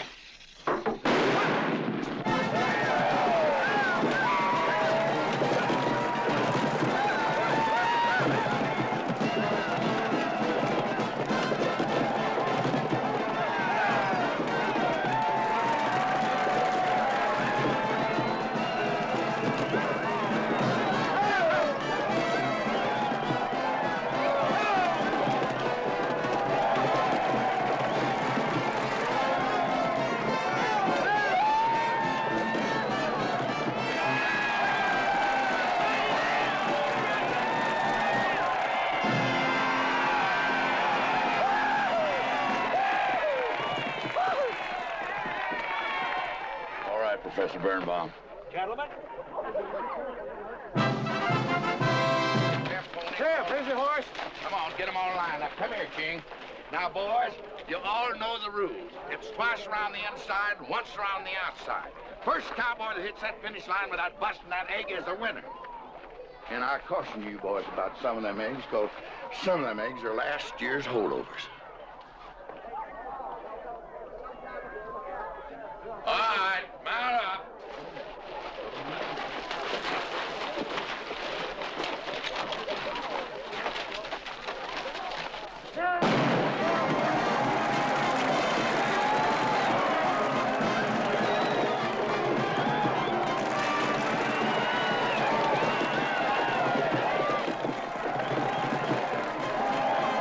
Catherine, my dear, you seem to be enjoying yourself. Oh, yes. This is wonderful. It's the only thing I really do enjoy about this barbaric country, the 4th of July celebration. Well, Catherine, I've been here for 3 days. I haven't heard from you. Is anything wrong? Wrong? Well, I just hope that it hasn't been necessary for you to say anything to GW. What are you talking about? Well, Catherine, you see, I'm in a rather delicate position, being governor of the territory and all. I just hope you haven't found it necessary to say anything about... About what? About you and me.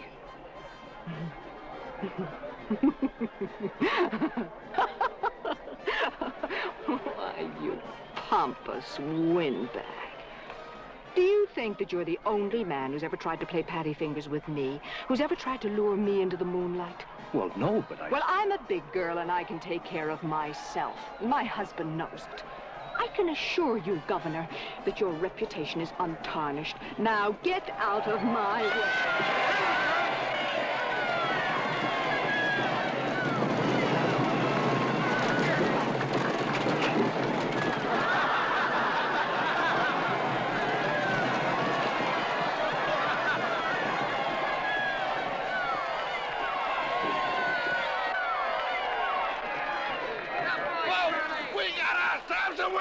Curly Fletcher!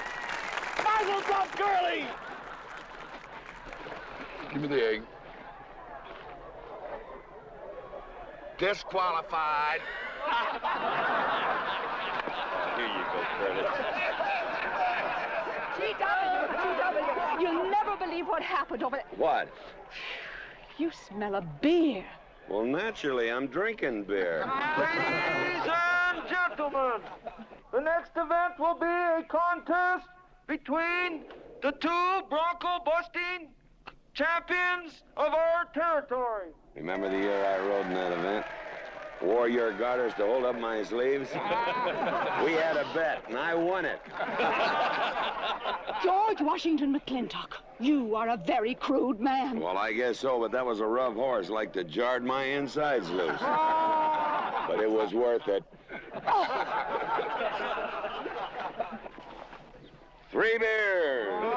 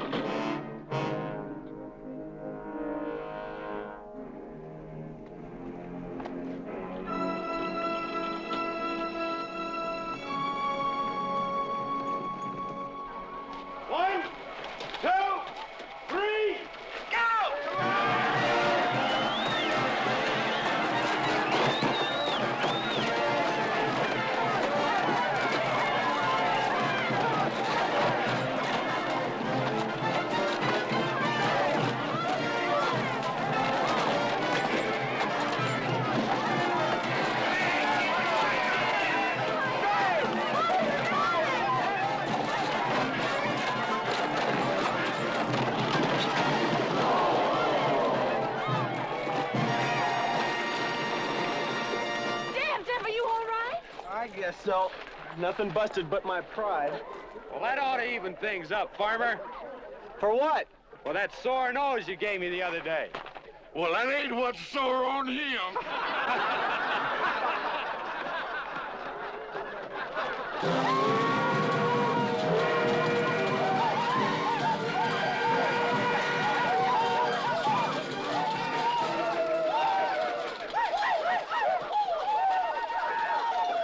The closing event is the cow pony race.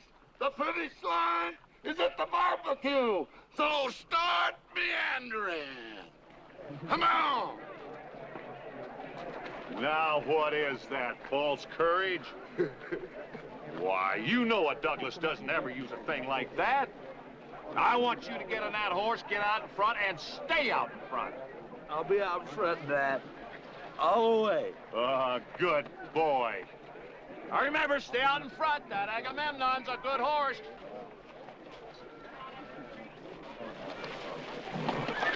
Oh, Agamemnon.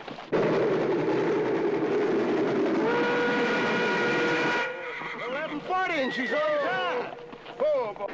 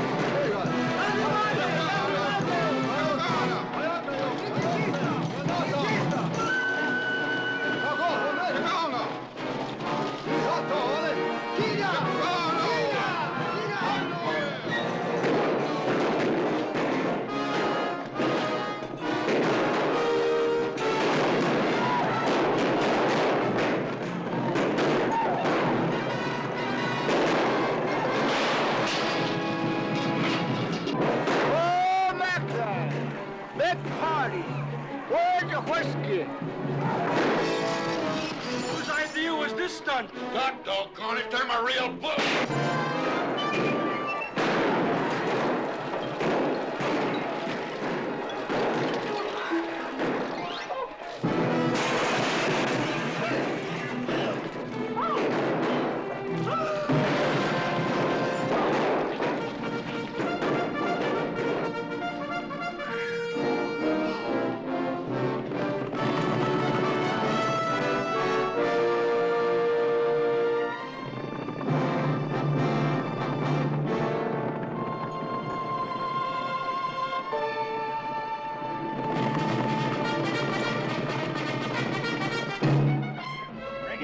Excitement you'd want for one 4th of July, eh? Puma finally got his way, but I reckon he's riding out his last war party.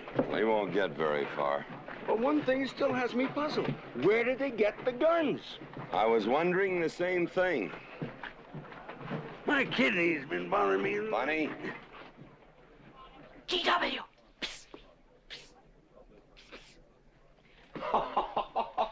What an idiotic joke. Joke? Do you think that was a joke? Oh, shut up. Do you want everybody in town to see me?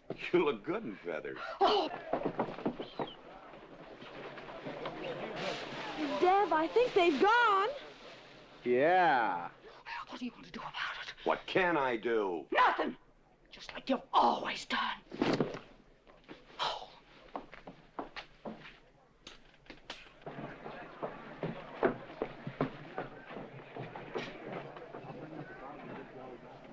How long, GW? How long what? Cat. She's been riding herd on you for 2 years now. I'm a peaceable man. But my father used to say, you raise your voice, it doesn't do any good. It's time to raise your hand. Well, I've been planning to do something about it. I'll have another talk with her. Talk to her? Talk to her? Talking won't do any good.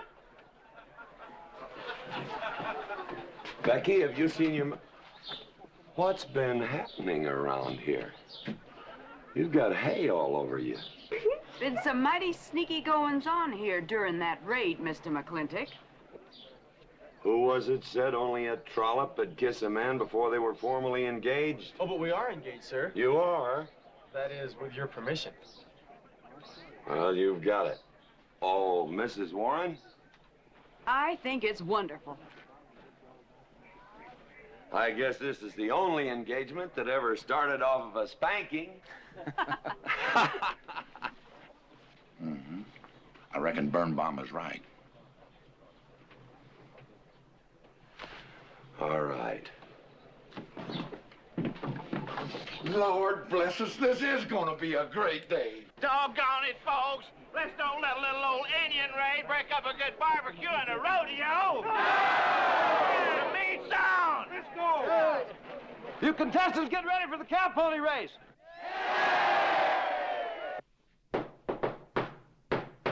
Who is it? It's me. Let me in. Not now. Right now. Are you insane? I want to talk to you. It'll have to wait. I've taken all I'm going to take from you. You are insane. You are going to tell me why you packed up, picked up, and walked out on me. 2 years ago, you remember, you came home from Denver with lipstick all over your...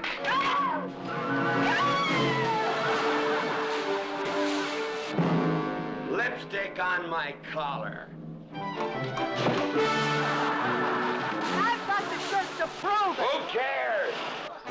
Why, you big...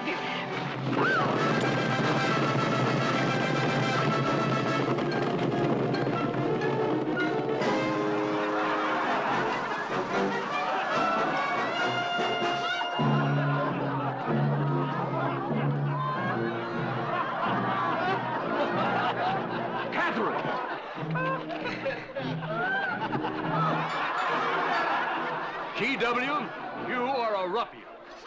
Cuthbert, you are right.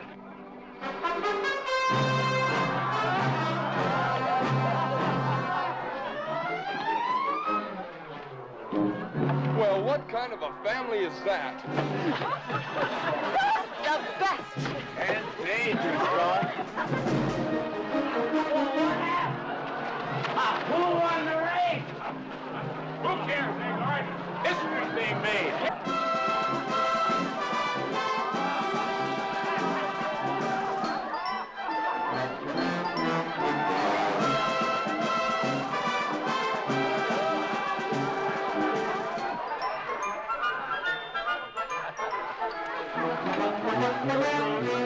Yes, Rufus? I regret to inform you I've changed my mind about matrimony.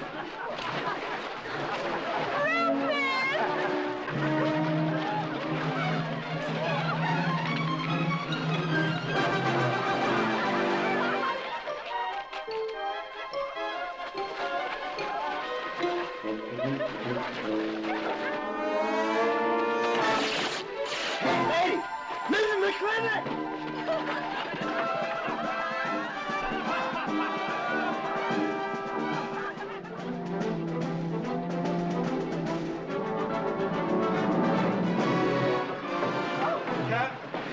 Catherine! Keep out of here. Hands up. All right, everybody out.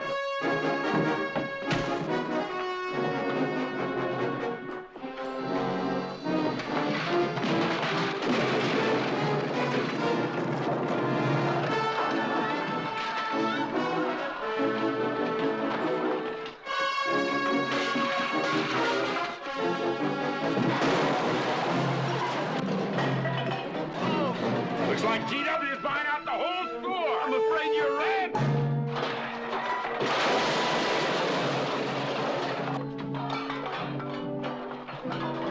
Clowny family! Clowny family!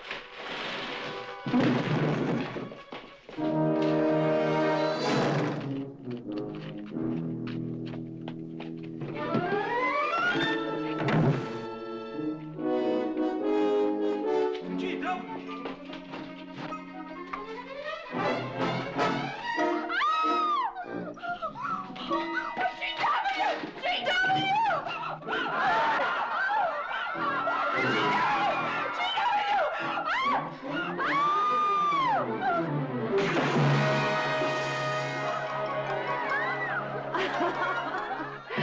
Mrs. McLintock, you're all wet.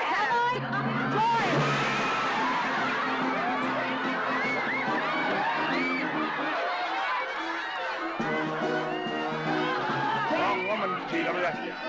Oh, pardon me.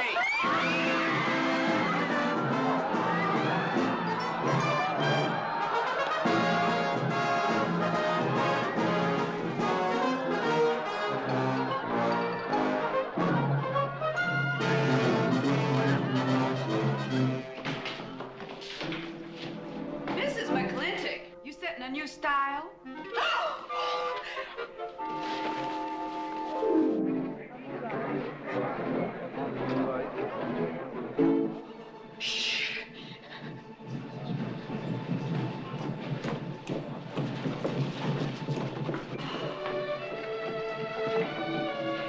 Mr. McLintock, in here!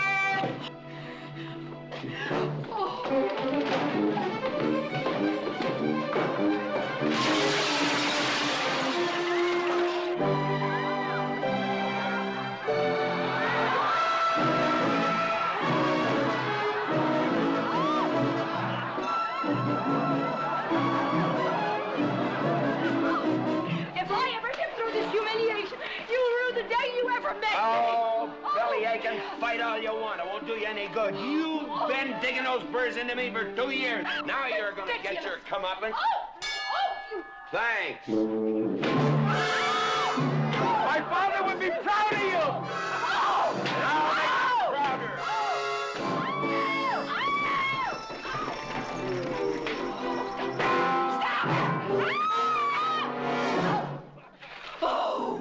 Keep it. You may need it. Now get your divorce. Home. Don't spare the horse. Home, You heard me. Don't think you're going to get rid of me that easy. Yeah.